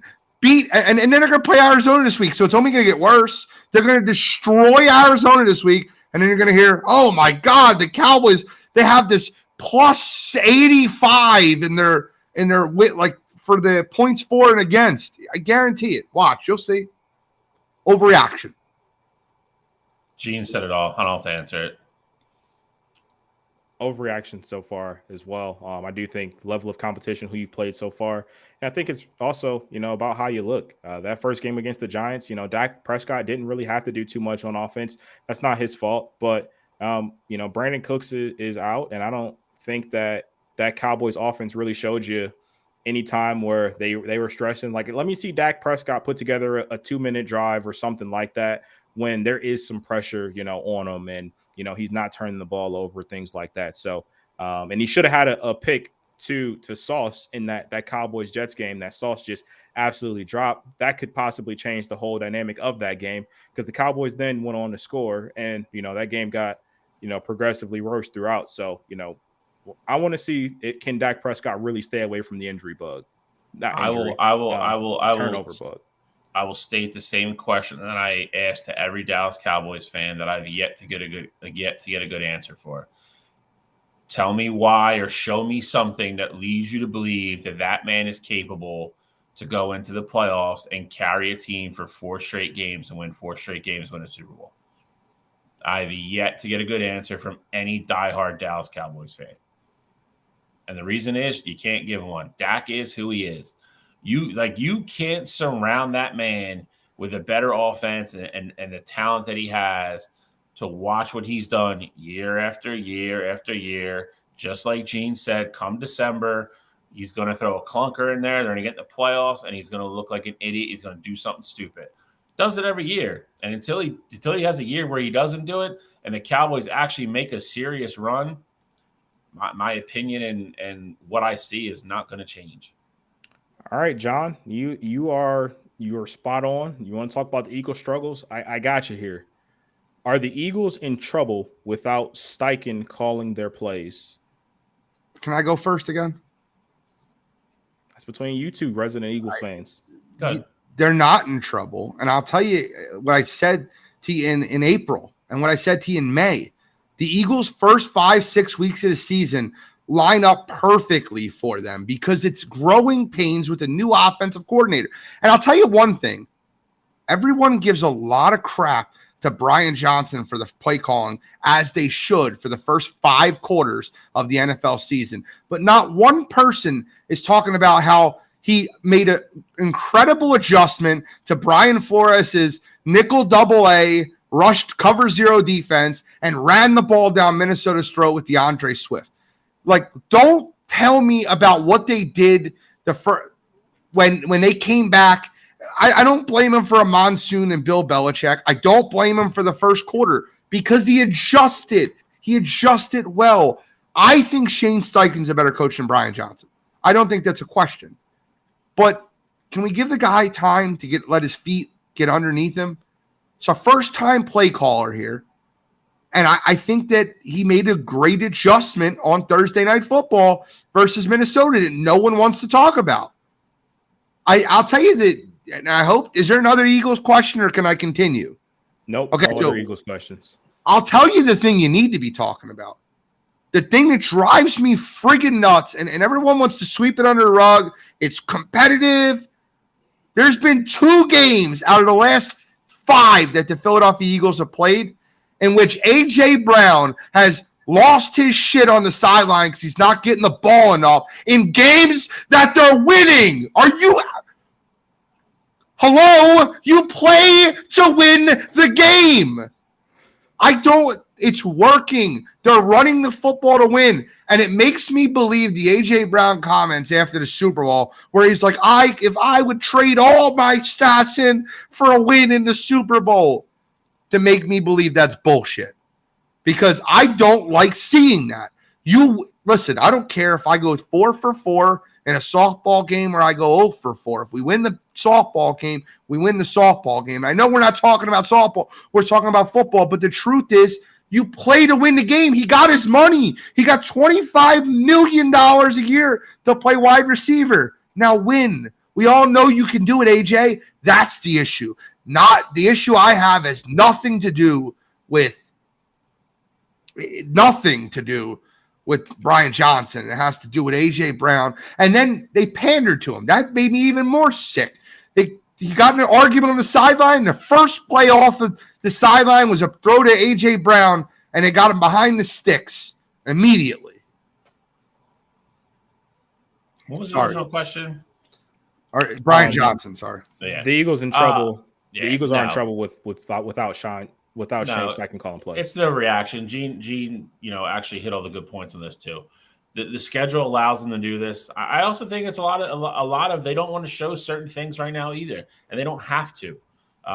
you saw, like Gene said, they made the adjustment against Minnesota, and they were like, all right, we're just going to run the ball to death. And then when you go to stop it, we're going to leak either AJ or Devonta behind you, and we're going to score. And that's what they did. It's kind of a if it's not broke, don't fix it type thing. And it's also he's got to feel his way through it too. Like Gene said, it's the first time he's ever called plays. There's going to be growing pains, and the schedule sets up well for that. And also, I think you're starting to see flashes of it, though. I mean, I would say it was a little bit vanilla in the New England game, but again, it was the first week for a lot of the guys playing because nobody played in the preseason. And then on top of that, the weather wasn't great. And then against Minnesota, you saw flashes of it. They started taking shots a little bit, and they're mixing in the play action game. And I mean, he's going to find his way. He's going to find his way, and he's got enough leadership on that offense. And you factor in Sirianni supporting him as well. I think by the middle of the season, I think the offense is going to look very similar to what it did last year, and they're going to be humming along. And on top of everything else, they're 2-0. I mean, it's kind of what Gene said. I don't know what we're really bitching about here. Justin, see, stop that. So you just said Justin Jefferson's not a diva. You must not have watched Thursday Night Football. That was diva behavior. I love Justin Jefferson. You want me to give you top 10 receivers that aren't divas? I'll give you a few. Devontae Adams is not a diva. Cooper Kupp is not a diva. They're not divas. Devontae Smith is not a diva. I'll give you top 10 receivers. I don't think Jed is either. That's the second time in a row they've come to Philly and he's made a mistake, and he's the first person to go over and tell the coaching staff or Kirk Cousins and whoever and be like, that was my fault. Like when he fumbled the ball, he was like, that's on me. Like, and then last year, if you watch the quarterback show on Netflix, he ran the wrong route and Kirk Cousins threw that pick to Darius Slay, and he went right up to Kirk on the sideline. He said, it's me. So I ran the wrong route. He's like, that's my fault. I don't think Jed is a diva at all. Listen, I'm starting to get into a pattern of agreeing with Gene too much, but he's not wrong about AJ Brown. This isn't the first. It's not the first time it's happened, and he did it in the Giants playoff game. Yeah, they won 38-3. Like, yep. What else do you want in those football games? And in the Giants playoff game, he's not playing for any stipulations in his contract. There's no clause in your contract that needs you to get the ball in the playoffs. Like, I don't the same thing in that game too, though. As soon as he did, they took that shot in the end zone right after that too. It didn't matter because they were up by so many, and then they pulled him and he got pissed about that. So, next question here. Kirk Cousins won't finish the season in Minnesota. God, Charlie. I'm going to agree with that, and I think they're at the point where I don't think Minnesota is going to re-sign him, and they started out 0-2. I think it's a funny thing. I don't know who wants who to lose the game more this weekend between the Chargers and the Vikings, because I think there's just conflicting things on both sides. I think if you're a Chargers fan, you probably want them to lose because I do think Staley gets fired on Monday if they do. And if the Vikings lose, then I think maybe they really start get aggressive and trying to get Cousins out of there. I've heard the Jets a lot. I don't know. I think he makes them better. He's obviously not going to put them on the level where they would have been with Aaron Rodgers. But I think if the Jets can get them. If they lose Sunday, Shally, if they lose Sunday and you're the Jets, do you give a 3rd round draft pick for Kirk Cousins right now? I will say this. Yes. I would say yes, because I'll say this. Because if not, I think you hit on the big point earlier for me with Zach. If you really want to see what he is or what you have or what you don't have, you have to let the kid go out and play. Like you said, if you're gonna run this vanilla scheme and try to protect them and do this and that, you're not going to win any football games. And then you're pretty much giving up on the season then. Like I don't think anybody can look at the Jets unobjectionably and say if they run that offense and continue to play the way they play that they're a playoff team, let alone any kind of contender. Yeah. I think if you get Kirk Cousins in there. And he plays like Kirk Cousins, I think you're at least signaling to the team that you're trying and you're not giving up on the season, and you still have playoff aspirations. And he's a free agent at the end of the year, so there's not going to be any kind of drama. Aaron Rodgers is going to be the quarterback of the team next year. I'm shocked they haven't brought in a quarterback. I'm just shocked. I just think at this point, it's like it has to be ego. Like, hey, we've given Zach Wilson all this confidence this offseason. We've seen his improvement. We're going to keep sticking with him. Like, I Jameis just Winston's don't another good know. answer. Jameis Winston's another good answer. But to Gene's point, they're not treating him that way. They're I not treating him know. as the kid that learned a ton from Aaron Rodgers Right. that we all watched on Hard Knocks, and the player that you see Robert Saleh talking or Aaron Rodgers or whoever being like he's gotten so much better and he's matured and he's this and this. They're not treating him as that player. They're treating him as the kid that they think is going to throw the game away, and they're doing everything in their power to protect him and keep him in safe passes, and it's not working. You can't win an NFL game that way. Defenses are too good. You got to cut him loose. You either got to cut him loose and be like, we messed up and we picked the wrong kid. We got Aaron Rodgers, and we'll plan for the future after Aaron. Or, I don't think the Saints trained Jameis. So I don't think that is an option. Unless they overpay for him.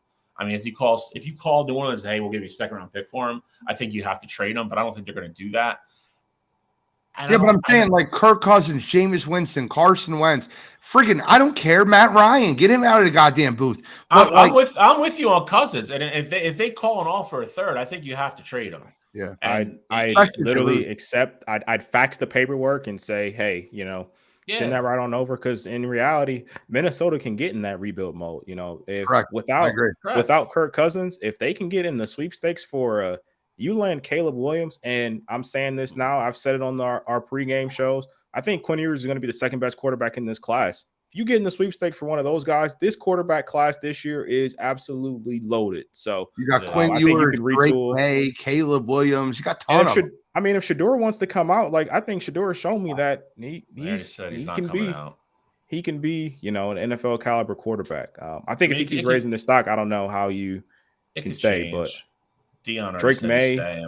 Drake May. You're gonna have good kids in the second and third round. Like you're gonna have kids like JJ and like that fall down there. It's a deep class. And if you can pair Caleb or one of those kids with Justin Jefferson, your rebuild time really isn't that long. So Gardner Minshew's another one I would go out and get. Fitzmagic. There's a lot of them. Problem with Minshew's starting. Yeah. Is he starting this week? Anthony Richardson clear? He hasn't cleared protocol yet. He's not going to clear. Him and Ryan Kelly are still in the protocol. Okay. I don't see a better option than Cousins if you don't have to overpay for him. You could say Carson and something like that. I don't know. I know we gotta. Carson market is not ideal to me.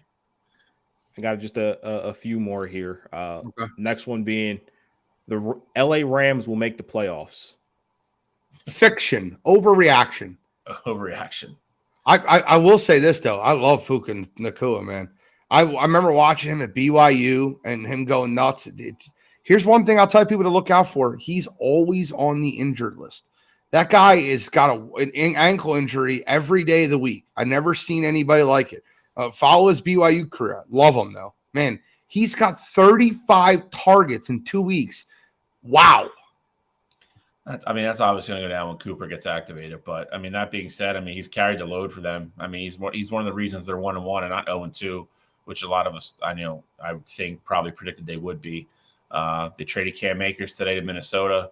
They got him out of there. I don't know what the hell's going on with that situation 2 years in a row. So it's going to be the Kyron Williams show now there. I don't think they made the playoffs, though. I think Seattle kind of looks like they kind of got back on track. Yep. San Francisco looks great. Yep. I don't see making the playoffs in that division. Yeah, no, I just don't see anybody else comes out of the West. Okay. Next one here. The Chiefs will continue to not look the same without Eric Bieniemy. Go ahead, Shelly. I'm going to say overreaction. I'm going to say that I'm going to jump back to a point that G made when we were talking about Staley. Eric Bieniemy was the OC there for a while, but Andy Reid called a lot of plays, and Andy Reid kind of had final say. I think you throw the first week out, your best offensive weapon wasn't on the field. He's still not 100%. New offensive coordinator, again, we just talked about it with Johnson and Cincinnati's, Joe Burrow's going through the same thing. It takes a couple weeks to get on the same page and and getting the flow, getting the mindset the same way, where you're going to call plays and so forth and so on. They have Patrick Mahomes. I think, by the middle of the year, I think Kansas City will look just fine. Offensively, anyway. I think it's not an overreaction, and I have a ridiculous, bold prediction that everyone's going to disagree with. Give me the Bears outright at Kansas City this week. Jesus.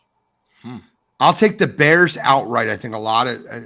I think Kansas City struggles continue for 5-6 weeks into the season. I think they'll eventually get it on track. I don't think it's going to be overreaction right now.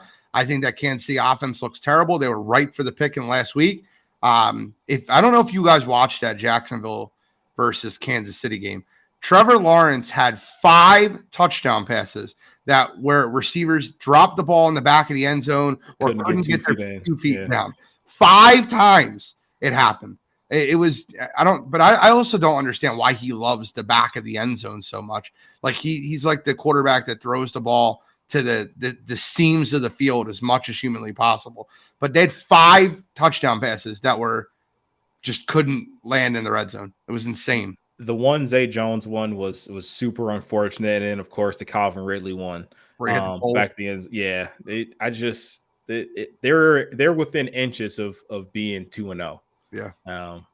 But I think that one's not an overreaction for what it's worth. I think, again, they got Patrick Mahomes, so the offense will eventually turn it around.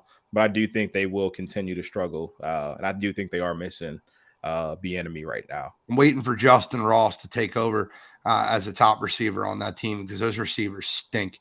Rashee Rice and Justin Ross are that team's future. Yep. Just letting you know. All right, last one here. Tua will win MVP this year. Overreaction. Let me see him make it through half the friggin' season. Let me see him make it through a very good pass rush for a couple weeks. It's an overreaction. I actually don't think their offense looked that great versus New England. If I'm being completely honest with you, New England should have won that football game. They fumbled the football at the 20-yard line on a big pass, and that was a first down. What the hell? What happened with that Cole Strange play? My mind was blown. They gave him the first down and they overruled it. That was one of the craziest things. I've never seen a play overruled in which I still watched the play. I'm like, he landed past the marker. Did anybody else watch that? Am I like out of my mind? I was confused they changed it. I do think if they would have called him short on the field, they wouldn't have overturned it. I agree. I would have been like, okay, they didn't overturn it. I thought he still made it, but it makes sense they didn't overturn it because it was so close. But for them to say that he made it on the field and then, go to replay and say he didn't make it, I don't know how that happened. But of course, Dempsey here, real resident Dolphins fan, says he was short. That's like Bill still saying that JT was short. He was. I will say this. It's been very quiet, but Justin Ross has moved all the way up to 4th on the Chiefs depth chart. Look out. I'm telling you, look out. The kid's going to be really good. That's the last one. That's it. Let's talk about some things that happened this past week. First and foremost, let's talk about the serious issues first. Number 1, I don't ever think I was more physically and mentally hurt over the injury that happened on Monday Night Football. I don't care who you like. I don't care who you hate. I don't care who your team is. Nick Chubb is an awesome running back person. The guy's never done anything wrong. He's the last of a dying breed as far as that hard-nosed running back. And to watch that injury and to hear the reports about arteries and being issues there, I'm just praying that he can get back onto a football field ever. I really mean that. Yeah, that was sickening, dude. That was really sickening. And it bothered me. It physically bothered me. I don't care who you wanted to win the football game, who you're playing in fantasy football. I don't care what the situation was. That injury really hit me. So that was hard, disturbing.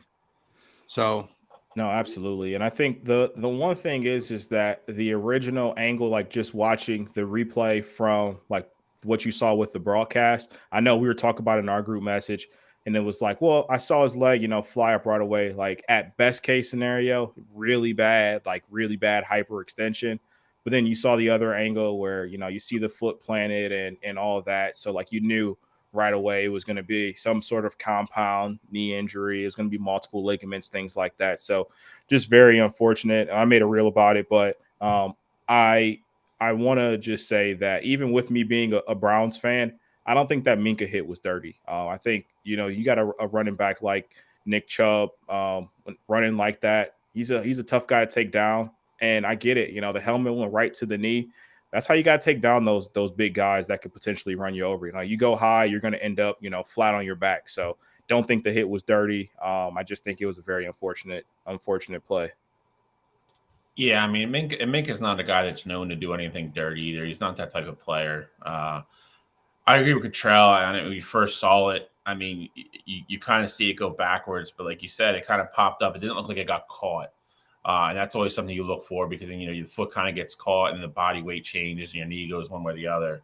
When you saw the slow-mo of it and you see it hyperextend and go backwards, then go to the side too, it's just devastating. I mean, it's, there's a lot of concern that maybe he damaged that artery that, that happened to Kinsley Milton. It's, and then even the same thing that happened to Teddy Bridgewater that they thought, might end his career. So, I mean, listen, he's one of, the absolute, best players, best running backs in the league. You hope, and from everything you ever hear about him, he's a great guy, great teammate. You just hope he gets back on the field and he's himself again. I mean, I think that is the happy ending to all this, let alone anything else. So, speedy recovery. I think he's supposed to have surgery tomorrow, I heard. I'm hoping he comes through that. And when they get in there, maybe when we get good news and it's not as bad as they think. But I hope we see him play in 2024. Second piece of serious news that we have to bring up is, and this is Dale Mooney lost his life at a Patriots-Dolphins game on Sunday Night Football over a fight in the stands. And from all the reports, it was heckling going back and forth between a Dolphins and a Patriots fan that led to a fight that led to 4 or 5 people throwing punches. And I'm not going to speculate on anything. The courts are going to handle everything there over what happened or who started it or what the situation was. More importantly, someone lost their life. And for anybody listening out there, I just want to remind you, you're going to a football game to be entertained. You're spending money to watch a football game. I want the Eagles to win just as much as the next person does. It affects me. I want them to win. I probably get too emotional over the Eagles winning, but it should never lead to that. I don't, and Danny said the same thing why I stopped going to football games. I don't go to football games, and I just don't want to be around that. I don't want to be a part of that. I don't want to, it's just not that I shy away from a fight or want to get in a fight or don't want to get in a fight. It's more of just like I don't want to be around that surrounding to where it leads to that. So let that be a lesson to anyone that goes to a game that life's more important, man. That man didn't get to go home to his family that night over arguing over whose team was going to win the football game. Like, I love sports, man, but that can't happen. Things like that happen all over. There's fights that happen every week at every different stadium. This one, unfortunately, led to someone losing their life. I'm hoping that anybody that's listening to this can just think twice before being involved in a situation like that. And, my prayers out to that family and to both families. And I hate saying this, and this might sound bad, but my prayers are out to the family of the man who lost his life. And my prayers are out to the other family of the guy that's going to go to jail for getting into a fist fight at a football game. He went to a football game to watch his football team play, and he got in a fight with somebody. He's going to go to jail, deservingly so. But a lot of families and a lot of lives are affected over a football game in which players are getting paid millions of dollars to play on a field, and you're fighting over who you want to win the game. Yeah, I mean, I think it's tragic beyond belief. I think you hit on the main things. I mean, at the end of the day, you're watching a sport, and I hate to say it, I know Philly gets a bad rap for it, but this happens in every stadium every week. It's a lot of it, usually has to do with, paired along with, consumption of alcohol and a long day before you go into the stadium. But at the end of the day, man, like, and I don't mean to say this in a bad way, but like, you're not changing the outcome of anything. You're not, you don't affect what happens on the field. And I hate to say this too, that the guys on the field don't care. They're not paying attention. Like, they're out there playing a football game, trying to win. It's not that deep. It's just not. I mean, I'm a diehard fan as anybody, but it's a football game, and like Gene said, I mean, there's a guy now that it didn't make it home from that game, and there's another guy that his life is going to be affected moving forward tremendously based upon what happened at that football game. And it's just not worth it. It's just not. Go root on your team, and I mean, if the opposing team is there, that's great, man. I mean, and trust me, I've been in the stadiums where it's happened before. I've been in the stadium for Michigan, Ohio State. I've watched Eagles games when they play the Cowboys and play the Giants, and it's rampant, man. I mean, it's really, like Gene said, it's very easy to get wrapped up in very quickly, especially if you've had a couple drinks. It's just not worth it, man. Especially if you have a family at home and actually like your day off with, you're down there with your guy friends or whatever. They'll just think twice about it. The last thing anybody wants to do is call your wife and tell your wife or tell your son or daughter that you're not coming home because you got in a fight at a football game and something really bad happened. Yep. It's just not. It's just not worth it. Agree 100%. And I think the one other thing too is that the report came out that he was there with his son. The guy who lost his life was there with his son. So that's going to be something obviously that kid is going to have to live with for the rest of his life. Something, watching the team that, that's something that him and his dad bonding over. But now, most times when you watch your team now, that's going to be the one thing that's going to consistently be in the back of your mind. So definitely want to give prayers out to both families involved in this one. Absolutely senseless. And, just gotta find a way to take this out of those stadiums. I agree 100%. All right, let's get into some previews for this week. We got 3 games to go over, and then we'll get into our pick 'em. Preview games are the Chargers at the Vikings. We kind of previewed this a little bit already. It's the only reason we're previewing is it's 2 0-2 teams that in which you could see Kirk Cousins moved. You could see Brandon Staley fired. I am going to get in another fight with Charlie, and I know it, and I know it, and I know it.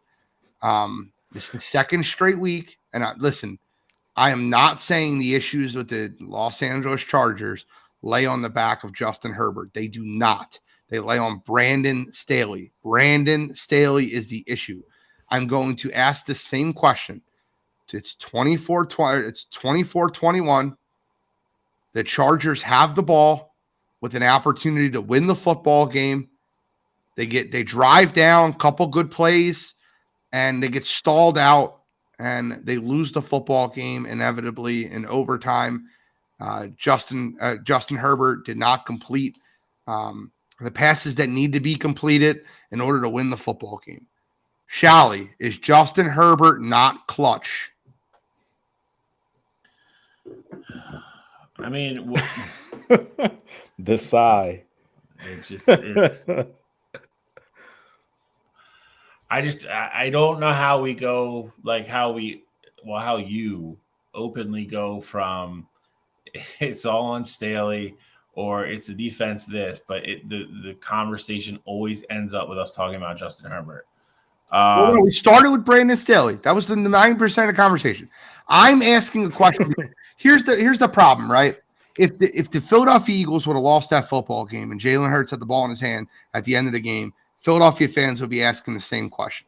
If the Dallas Cowboys lost a football game in which they went back and forth and the defense didn't hold up and Dak Prescott didn't score a touchdown, Dak Prescott would be asked the same question. I don't understand what the love affair with Justin Herbert is, and I don't. And just my opinion, he stalled out in regulation and had the quickest 3-and-out ever in overtime. I don't know why Justin Herbert is above criticism. I don't get it. Where no. He's above criticism, bro. Every time the Chargers lose, it's Staley, it's the defense, it's everybody else but Justin Herbert. But you literally just said it's Staley and the defense. Like, you're talking about if they lose Sunday, he should be fired. You're not talking about trading Justin Herbert after Sunday. No, you're definitely he's a top 10 quarterback. Why can't it just be that? Because I don't think the kid's clutch. And I think when the moment gets big, Justin Herbert gets small. I really believe that. I think that's a bad character trait to have as an elite quarterback. Gene, I think your argument has some credence. The one thing that I will give slight pushback, I'm like somewhere in the middle between you guys. Like, I feel like Bill doesn't want to give Herbert any blame. Gene quietly wants to give Herbert more blame than I don't.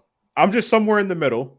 And I say that because you could talk about overtime, because yes, he absolutely looked bad, quick 3 and out in overtime. Chargers should have been put in a position to win that football game.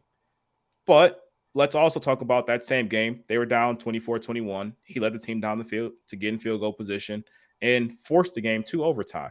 Now, you're not getting brownie points for just going to overtime, but I'm just saying that you got to tell the full story there. You got to give him props, but then take him away.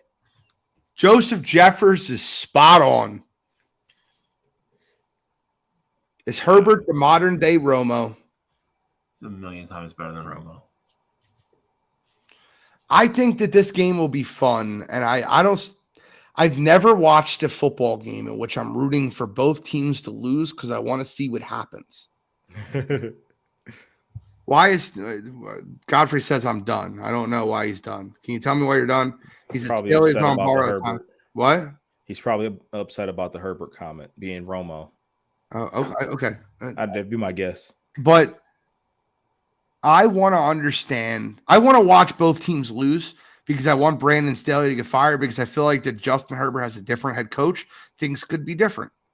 But I also want to see the Vikings lose because I predicted them to be in the cellar in the NFC North, and I want to see Kirk Cousins get traded to the Jets. I think that would make the team better. So, I want both teams to lose. So I don't know who to pick in this one. My gut says the Chargers are the better football team and they should win the game. My brain says that anything I look at sports analytically, betting wise, the Vikings are the play here as far as where the money's at. So I wouldn't touch this game with a 10-foot pole. I guess because we're predicting it, give me Chargers 24, Vikings 23. I'm taking the Vikings in this one, and that's because we've talked about it, for the past 2 weeks here. When we brought up the Chargers, talk about Herbert, being clutch, not being clutch, all you want to. Chargers defense has looked absolutely awful. I think Justin Jefferson is going to have a field day. I think this may be a game where Justin Jefferson goes off for 160 yards and has a touchdown, maybe 2. Jordan Addison has looked good so far. His first couple of games of the season as well. So I think that Minnesota offense will be able to move the ball up and down the field against that Chargers team. And, I think this will be a game that Chargers fans are going to hate, but they're also going to love because I'm with you guys. I think Brandon Staley will no longer be the coach of this team come Monday because they are going to lose this game. I unfortunately think he's not going to get fired because I think the Chargers are going to win. I think he's well aware of, kind of the soldiers pounding at the gate type thing. And he knows what's coming if they lose. I think he comes with a different defensive game plan. I think Jettis probably still has a good game. I think try to slow down Madison, who hasn't looked great anyway. I doubt Cam Akers plays. Maybe he does. I don't know. But I think the Chargers go in there and squeak one out, and then we prolong the firing of Brandon Staley. I think it probably happens in week 5 or 6, but I think he gets through this weekend. I think Jory made a great point as well. She said that's why he got snippy at the reporter. I think Brandon Staley is fully aware of how hot his seat is. He knows. You talk about, and I will say, I don't want to give him benefit of the doubt. It was a bad question. Do you think the team still has some carryover from the loss last year? I do think that's a bad question. But I think there's other ways you can answer. Like I think that really got under his skin because deep down he knows his seat is hot as hell. Yeah, he knows in his gut what the real situation is here. So they go out and lay a dud or they don't win. I don't I guess they probably let him back on the plane, but he probably gets fired as soon as he gets off it in Los Angeles. This comment I need to address. Herbert's coaches cost him the opportunity to participate in clutch opportunities. What the hell are you talking about? He's had 2 in a row, 3 in a row, his last 3 games. I don't agree with that at all. I think Kellen Moore is the Chargers' next head coach in waiting. I think that they fire Brandon Staley mid-season and they give Kellen Moore the interim job, and depending how he does with it, he could be the coach next year. But I don't agree. Herbert's going nowhere. I don't think Herbert's the question. We're talking about Brandon Staley. No, I mean, he's signed. He's not going anywhere. I don't think at this point, I don't think teams care about that. They want to win. You see coaches get fired all the time. I understand you just signed them. Owners are billionaires. If getting rid of him means that the Chargers have an opportunity to potentially win a Super Bowl this year, they're going to do it quick, fast, and in a hurry. Yep. Okay. So I have the Vikings or Chargers. I don't remember who I have. I don't care. I want both teams to lose. Next game. The 2-0 Washington Commanders host the 1-1 Buffalo Bills. Buffalo looked much better this past week versus a hapless Raiders team. The Commanders made a huge comeback versus Broncos country last ride. The Denver Broncos almost blew it with that Hail Mary, that fail Mary. Knocked the ball down. And by the way, probably going to be you got to be kidding me. How in the world do you not call that PI in the end zone for the Broncos? That is awful. That 100% was a PI. He grabbed the guy's head and turned it around. It was definitely awful. I think the one thing that kind of gets, shoved aside here, Russell Wilson made the wrong read. It was a mesh route. Jerry Jeudy got open at the top of the screen. I don't know. 100% right. I don't know how Russ missed that. He threw it to Cortland Sutton, covered there. It was PI. Don't get me wrong, but in my mind, I watched that and I said, "This is on Russ. You throw to the wide open guy that got open off of the schematic play that you ran, and you're not even there." So you're right. It was a missed call, but I'm still blaming Russ. Oh, well, trust me, I got more of them. There's like 3 of them at the end. But okay, so I think that the Washington Commanders are absolute fool's gold, but I will give Sam Howell and Eric Bieniemy all the credit in the world. By the way, I'm so sick. I seen a picture today where they had a picture of the Commanders' defensive line and like, when is this defensive line going to get a nickname? What are we going to call this group? They gave up 33 points to Denver. Give credit to Eric Bieniemy and Sam Howell. Why is everybody in the world trying to find reasons to take credit away from Eric Bieniemy? I don't know who that man killed. It's unbelievable. They scored 35 points at Denver, which is unheard of, by the way. That doesn't happen. And we're talking about the Washington Commanders defensive line. I do, however, think the Commanders defensive line will give Josh Allen fits because Josh Allen holds on to the ball, and that's a strong, aggressive group. However, I think Buffalo wins this one. I think they win this one rather easily. I do think you see bad Josh, though. I think you'll see a couple turnovers by Josh Allen. I got the Bills in this one. I think they cover the spread. But don't be surprised if Josh Allen keeps Washington in the football game. I think Josh probably makes one of those bonehead throws somewhere. It's probably early, though. I think if you're a Buffalo fan, I think you're encouraged last week of not only how they ran the ball, they got the running backs involved early in the passing game as well.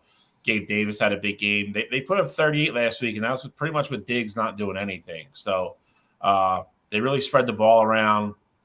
Offense looked a lot better. I mean, I know it's the Raiders, but, that being said, the game plan looked different. And it had, it looked more encouraging. Like, was it just drop back, see if we can throw the ball to Diggs 60 yards down the field, and then if not, Allen either runs or checks the ball down, which is kind of what it's been the last year and a half or so. So, looked like they had a game plan last week. They followed it. I agree with Gene. I think Washington is I never want to say when he wins the game by luck, but I think fool's gold is a very good description for Washington. So I think Buffalo wins, and I think they cover as well. You want to talk about fool's gold? I'm going to go on the other side. I think Buffalo's fool's gold. I think Buffalo looked good against a Raiders team that we all didn't think to be that good this year. And you talk about Josh Allen rebounding, but let's be honest here. Who on that Raiders team was really giving you worries? Devontae Adams looked good while he was playing. He got knocked out with a concussion, and so at that point, who scares you on that Raiders offense? And then defensively, yes, they do have Max Crosby.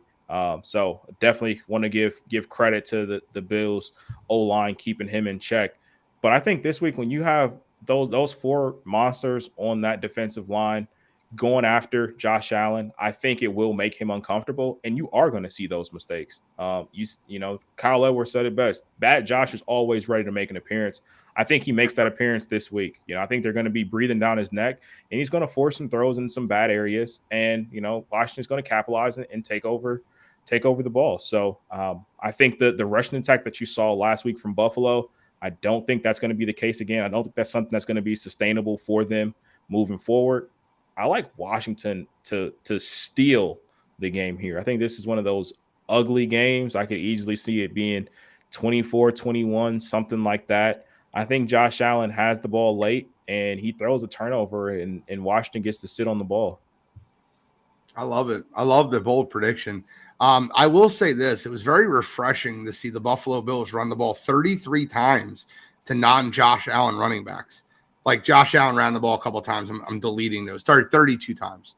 Or actually, let's be honest. It was 30 times because the Kyle Allen kneels don't count either. But they ran the ball 30 times. I'm proud of Buffalo. Okay, it's a step in the right direction for them.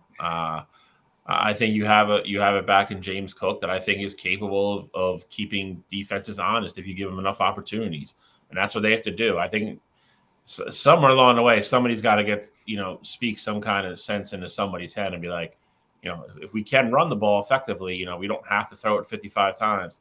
Josh Allen doesn't have to run the ball 20 times. Like it's not rocket science. Last game on the docket, Philadelphia Eagles travel to Tampa Bay.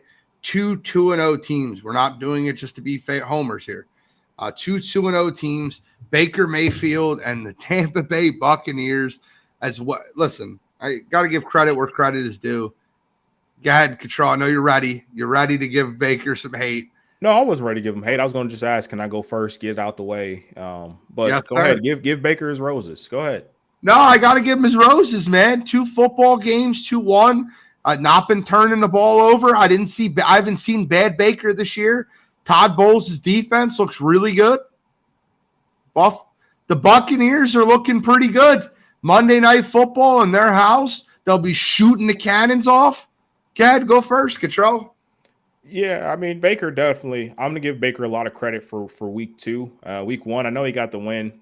He wasn't great by any means in that game. But want to give him credit for week 2. I do think this is the game, though, where Baker gets put back to earth. You're going to have that Eagles defensive line getting after him, not like, Vikings defensive line wasn't getting after Baker. And even this past week with the Buccaneers going up against the Bears, they weren't getting after him either. I think, the Buccaneers had the luxury of Justin Fields turning the ball over twice in that game. I don't think Jalen Hurts is going to do that. I like Philly in this one, and I like Philly the roll. I think they ultimately get 2 turnovers from Baker, whether it be an interception and a fumble, 2 picks, 2 fumbles, however you want to go about it. I think they make Baker uncomfortable, and I think they roll in this one. Yeah, Chow. I think they win too. I think it's a close game, though. I think it's a competitive game. It's Monday night. And we've seen in the past how Baker, can kind of, summon up the big game Baker sometimes. And I think we get that, to some degree in this game. I do agree with Cottrell. He probably throws a pick somewhere, probably trying to get too aggressive on Slay or Bradbury, who is on track to play, it looks like. The only thing I think would worry me as an Eagles fan is, him and Mike Evans have not skipped a beat. I think a lot of people thought Mike Evans was going to regress this year with Brady not being there. He had another monster week last week. So, they're taking their shots downfield. Eagles have to be ready for that. Cottrell brought up the one point for me that I think is huge, though. I think Carter and all those guys up front are going to be in his face all night. Tampa Bay has not run the ball very well. I don't think that's going to change against the Eagles either. I think the Eagles defense gets enough stops and plays well enough in big areas of the game. And I think the Eagles offense, again, takes an incremental step forward and looks a little bit better than it did the week before. I like the Eagles to win. I think it's a good game. I think it's a competitive game. I don't want to say they roll by any means, but I think the Eagles get out of Tampa Bay 3-0. I'm waiting for the Eagles to get past the killer bees and defensive coaches, man. You had Belichick, then you had Brian Flores, and now you have Todd Bowles. All of them are defensive minded, and they're very good at what they're doing. I'm interested to see what Todd Bowles schemes up for the Eagles offense this week. I do think the Eagles defense will be very well equipped to be able to slow down the Tampa Bay Bucs offense. Jalen Carter leads all defensive linemen in quarterback pressures. That's incredible. That's not rookies. That's all defensive linemen. The guy is an absolute animal, and he's only playing 43% of snaps right now. Imagine when this guy gets more of a lion's share of the snaps. He's just different. That defensive line's too much for that Bucs offensive line. They'll shut down the run game. I think Slay will really slow down Mike Evans, and I love what the Eagles will do this week. I think the Eagles win this football game, and it is a tough place to play, though. Playing Tampa Bay Monday Night Football is never easy, but I like the Eagles to win this football game. I got them winning 27-17. I don't think they'll score too many, but I think they'll do enough to win the football game. Let's get into Pick'em. Gentlemen, I give up. I would normally say I want to go last as usual, but Shally, pick the order, man, because I'm 1-5. This is so absurd to me. Guys, can I ask you a question? Am I allowed to do this for this week? And you're probably going to say no, and it's okay. If you say no, I'm prepared. But I want to give I want to give 4 games. And listen to me. No. I want to give 4 games because it can get me to 500 if I go 4-0. No, we went over this last year. You picked 3. That's it. Boo. Okay. I got to figure out which game I got to delete because I have 4. What order did we do last week? It was you, Cottrell, and then me. All right, we're gonna let you go first. Maybe that'll get you out of your funk. Let you go first. I'm still deciding what game to get rid of. All right. I can do it. I'll take it. Cottrell goes second. I'll go last. I'll take the Ravens -7.5 off my board. I had the Ravens -7.5. I don't know who's starting at quarterback, so I'll take that off my board. I think Minshew might start. I don't know. So I still like the Ravens -7.5 if we want to be honest. Minshew is going to start. They already. I'm just saying if you want to keep it, based on that. I want to keep it, but I feel like my other 3 plays are just a little stronger. But I want you to remember, I said Ravens -7.5. Is not going to play. I actually feel like I'd feel better if Richardson was playing, but just my opinion. I get it. I'm going back to the well. I'm not learning my lesson. I'm going back to the well for a 3rd straight week and picking against a 2-0 team for a 3rd straight week. But I absolutely love this play. Give me the Detroit Lions -3.5 at home versus the Atlanta Falcons. Desmond Ridder stinks. In both wins, he looks terrible. I don't believe in this Atlanta team. They got to go on the road. Both games have been home so far. They're going to go play at Detroit. Detroit coming off a loss. Jared Goff has played great football. If we're being honest, he's probably played the best quarterback play out of anybody the first 2 weeks of the season. Give me the Detroit Lions -3.5 over the Atlanta Falcons. Now, second game, Cottrell might be enamored by this one. Give me the Cleveland Browns -3 at home versus the Tennessee Titans. I like the Browns in this football game. I think their defense will give Ryan Tannehill and Derrick Henry all they can handle. I think Deshaun Watson's hearing all the criticism this week, and I think he does what it takes to move that offense without Nick Chubb. I think the Browns bounce back after a Monday night loss. They come home and they get a big W over the Tennessee Titans. And then for my final play, you've heard it already, and I'm going to the well for a third straight week. I think the press conferences matter. I think I have such belief in this kid, and he cost me $600 this past Sunday. That's how much I still like him. Give me the Chicago Bears plus 12.5 at Kansas City. I friggin' love this play. I will be betting the money line. I think the Bears go into Kansas City and pull the upset. I know you might think I'm nuts, but I like Chicago this week. I think you'll see free flow in Justin Fields this week. I think it's a competitive football game. And if the Chiefs win this game, I think they only win it by 3. Give me the Bears plus 12.5 at Kansas City. They're my 3 picks this week. Okay, so you want to talk about going back to the well? I'm going back to the well. It failed me last week. I gave you 3 unders, the over hit in all 3 of them. I like some more unders this week. Not all unders, but just the first one here. Give me under 44 in the New York Giants at the San Francisco 49ers. The New York Giants don't have a sembling of any offense without Saquon Barkley. You're telling me Matt Breida is going to be able to move the ball downfield against that 49ers team that looks absolutely phenomenal right now? I don't know how the Giants are going to score more than 10 points in that game, if I'm being honest. I can easily see that game being 31-10. I think that's the closest that it gets to that 44 points. But I think the under is almost a lock this week, especially with them playing on the short week with no Barkley. Especially, high – roller coaster win, that come from behind win against the Arizona Cardinals. I just think you get a lot of drop off and that San Francisco team takes care of business, and that's an absolute blowout from start to finish.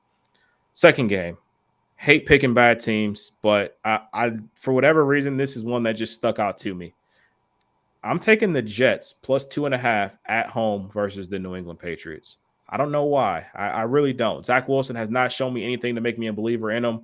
But I do think that Jets team will rely more on Breece Hall and Dalvin Cook. And I think they get that run game going. And I think they control the time of possession. I think the Jets defense will have Mac Jones struggling a bit in that game.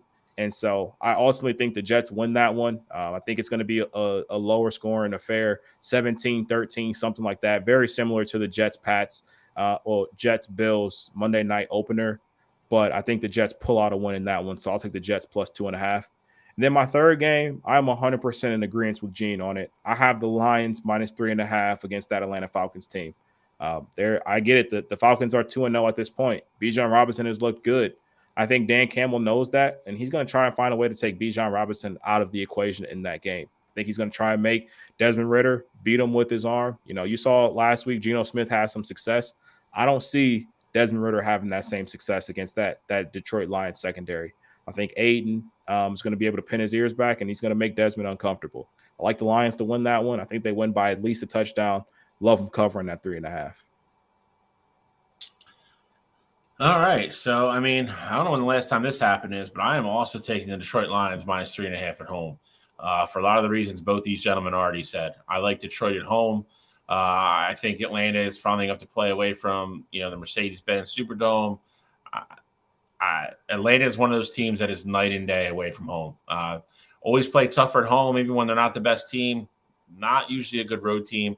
They're going to Detroit coming off a loss, like these guys were talking about earlier. I think Dan Campbell and company get it done. I think Jared Goff has a big game as well. And I think David Montgomery, is kind of settling into the RB1 role there. Had a bunch of big plays the first 2 weeks. I think Gibbs, they're going to try to use, find a way to use him in a different way. I just like Detroit there a lot. I agree. I think they win by 7 or more points as well. I'll take them to cover the 3.5. Secondly, I'm going to go back to the well on this one too. It's kind of be the theme of pick 'em this week. I'm going Seattle minus 6 at home against Carolina. I think Bryce Young for little spurts has looked really good. I think the supporting cast around him isn't that great. The defense I don't think has played as well as we thought they were going to. Seattle looked a lot better last week. I think they just laid a dud week 1. And, they went to Detroit, beat Detroit. They go back home, Seattle home crowd. I think they win by at least 10 points in that game. I like Seattle minus 6 at home. And then last but not least, the game we already talked about, I think Buffalo goes to Washington and covers. I think too much offense for Washington. I don't think Sam Howell's going to have a great game against Buffalo's defense. I know we talked about Josh Allen a lot. but I think Josh Allen, for the most part, keeps them in check. I think they try to run the ball again, and I think if they can early, I think that's doom for Washington. I think Buffalo will get it going again, spread the ball around, be more balanced. I like Buffalo, too much firepower. I like them to go into Washington and win. Let's pick them. Hopefully I can improve on this terrible start. I could throw darts at a wall and be better than 1-5. That's sickening. I don't think that's ever happened to me ever before. Look, next week, if I'm 1-8, I might not show up for the show. Let's get into You Gotta Be Kidding Me. Start us off, Cottrell. All right, so mine this week, it's something that is just been really bothering me throughout the year, and that is the UFC scoring system. So this past weekend, it was a fight night card, but you had a championship fight. Valentina Shevchenko was rematching Alexa Grasso to ultimately try and get her flyweight championship back. Now, I thought the fight was very close. Me personally, I had it 3-2 for Valentina. But if you had it 3-2 for Alexa, the fourth round was really that swing round. And if you had that either way, I was perfectly fine with that. What I wasn't fine with, though, was the ultimate decision. It came out to be a split draw. And they showed the scorecards after the fight was completely over. And there were two judges that had Valentina winning the first round, the third round, and the fourth round. The most dominant round in that entire fight was round 3, and now it's Valentina's round. Agreed. There was a judge that scored the fight 10-8 in favor of Alexa Grasso in that fight. I just don't know how you can watch that and say that was the 10-8 round. It wasn't even the most dominant round in the entire fight. Nope. I didn't want Alexa Grasso to lose her belt because I have always said, we all say it on the show, to be the champion, you have to beat the champion. I don't think it was definitive. I gave it to Valentina on the scorecards, but I didn't think it was definitive. So I was okay with Grasso keeping her belt. But seeing that on the scorecards, it just doesn't make sense to me at all. And, clearly Dana's pissed about it because apparently the Nevada Athletic Commission, in terms of, their judges, they had to have a whole seminar about it already, about what 10-8 scoring really looks like and how to be more consistent there. If I'm Valentina, I'm 100%, pissed about that fight because I think she has a point, with it being them fighting on Mexican Independence Day. I think that played a huge part in it. And I think that judge knew if I, ultimately give this round, make it a 10-9 round, how it should be, the belt's probably switching hands here. So let me try and play a part in making sure that doesn't happen. And, I think Valentina got screwed there. I do think the fight was either way, but the way the fight got scored between rounds 1 through 4, you got to score that 5th round fairly. And if the belt changes hands there, so be it. Make them running back to see who that real winner is. But for me this week, the UFC and their awful scoring, not just that card, but so far throughout the year and their inconsistencies there. Come on, you gotta be kidding me. That wasn't the only fight on that card that had a really weird scorecard. It's been a lot. So just to be clear, I don't disagree with you. I personally had Alexa Grasso winning the fight 3-2, but there's no way in a million years that you could ever score that last round a 10-8 for Alexa Grasso.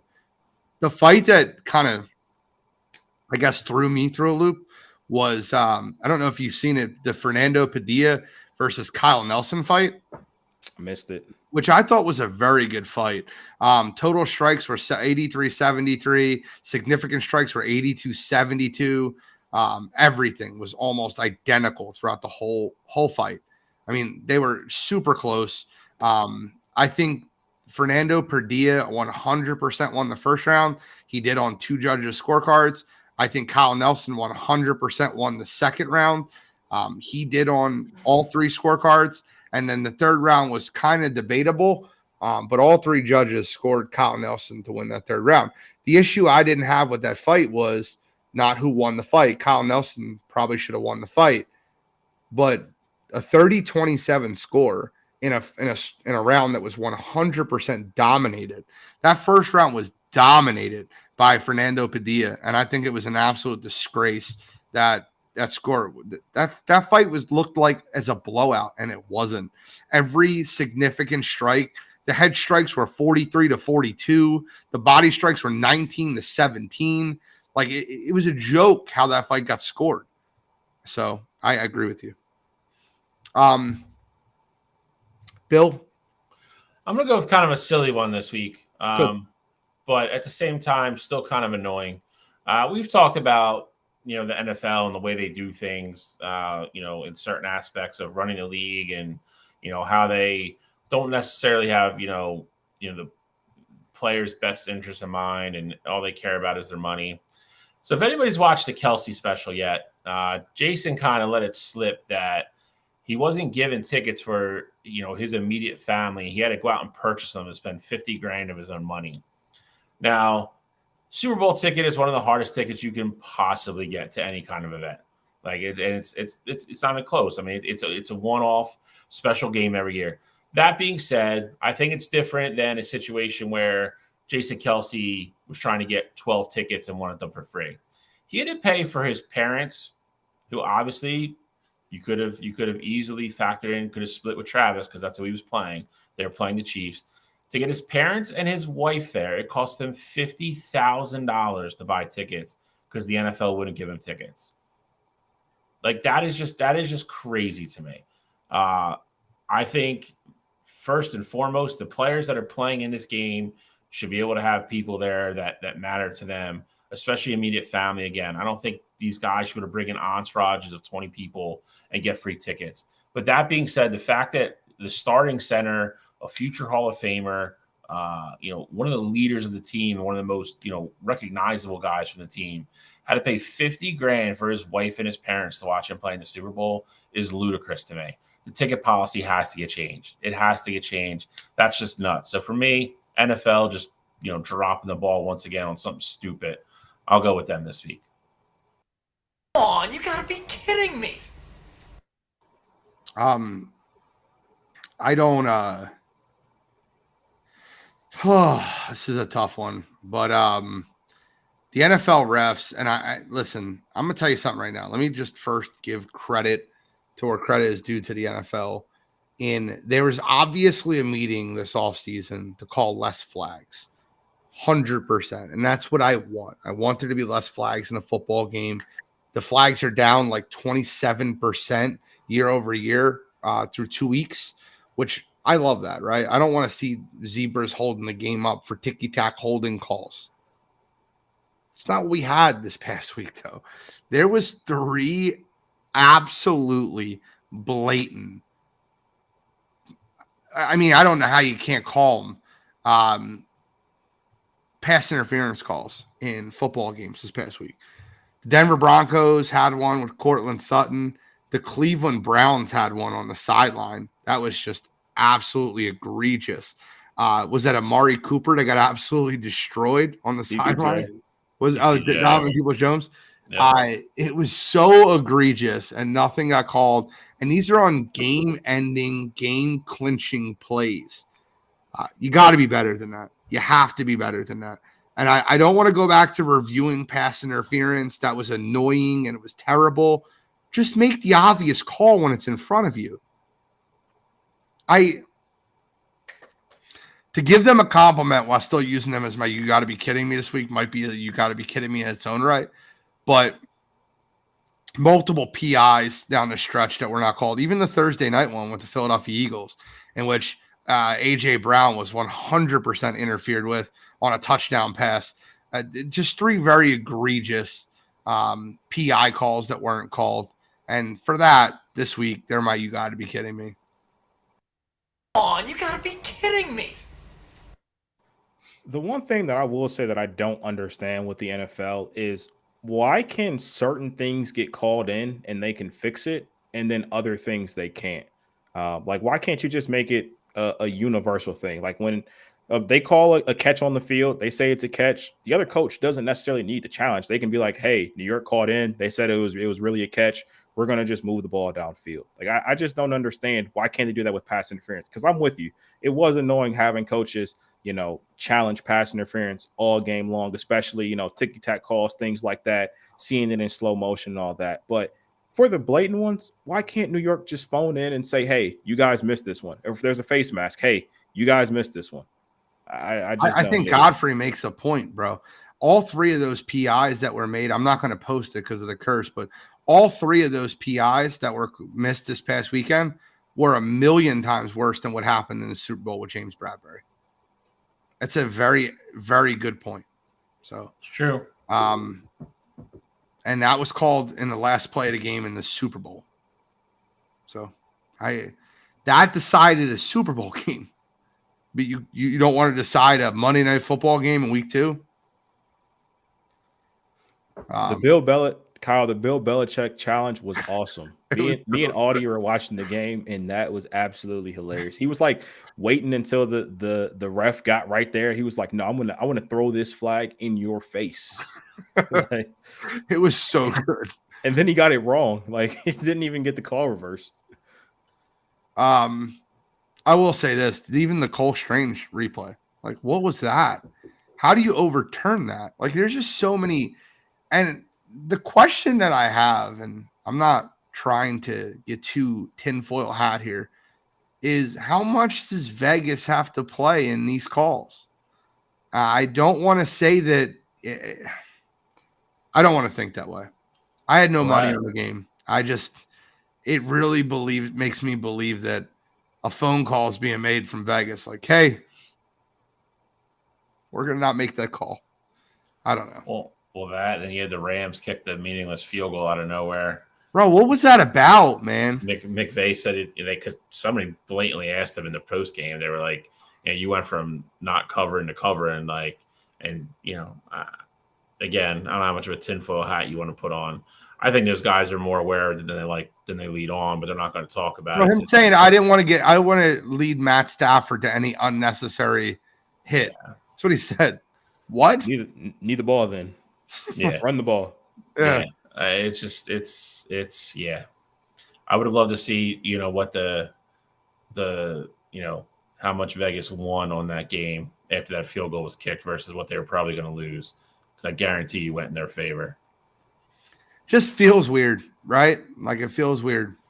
Well, it happens too often, man. There's not enough consistency. That's the one thing. If you want to call it one way and everybody calls it that way, then okay, that's great. Then as a player and as a coaching staff, you know what it is. Then if you do this, it's going to get called.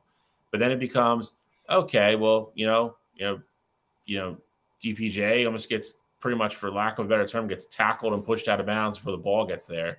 They don't call that, but they're like, oh, it's like the last play, or like we don't want to decide the game by flag. Like, if they said that ball was uncatchable, I would have took that more than them saying he didn't interfere, because that's what. Even if you say uncatchable, though, I mean, still a hold. Still a hold, yeah. Still a hold. So, yeah, I don't.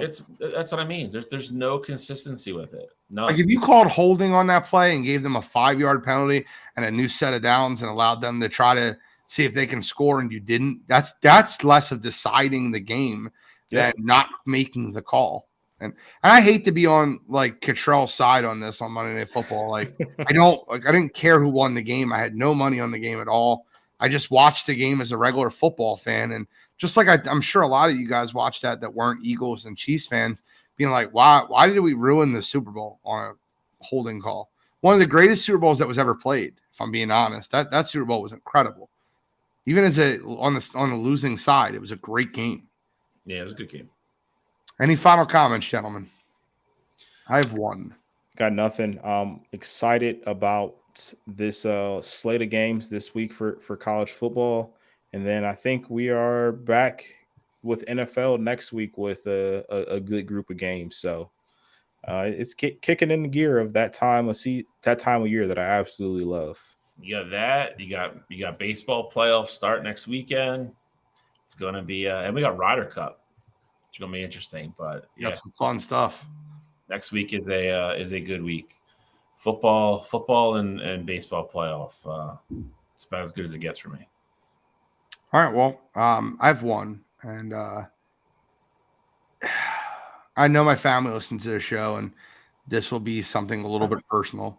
Monday, we said our final goodbyes to my cousin Keith, who passed away, and they had the ceremony at Delaware Valley Crematory Center. It's the exact same spot where they had my dad's, and it was the first time I was there since that. And my aunt gave a speech, and she had said, Keith, speaking to Keith's son, I know your father was like your best friend. He was your hero, and you guys did so much together, and it took everything in me. Like I did. The last thing I wanted to do was to make that service or that ceremony about me, and it wasn't. But it just brought back a lot of really, really painful memories. But I just wanted to give a final goodbye to my cousin Keith, and say a lot of prayers to the Adamson family. I love you guys all, Patty, Keith, Rabbit, Susan, Linda. There's too many to go into. Caitlin, and he was there to walk his daughter down the aisle for a week and a half before he passed away, and he legitimately gave his daughter away. He stayed, and he was sick, and he did what he wanted to do. He wanted to walk his daughter down the aisle before he passed. So I just wanted to wish a final goodbye to my cousin, and end the show on a little somber note, but that's what we got for you this week. Joseph Jeffers said, we can't believe you didn't use this for You Got to Be Kidding Me. The MLS Montreal contract terminated. I don't know what happened. Maybe Shally or Cottrell can fill me in. I don't actually. But maybe we'll talk about it next week. But thank you guys for tuning in to Wire2Wire Sports Podcast this week. It's been a fun episode, and we are signing out. Boom.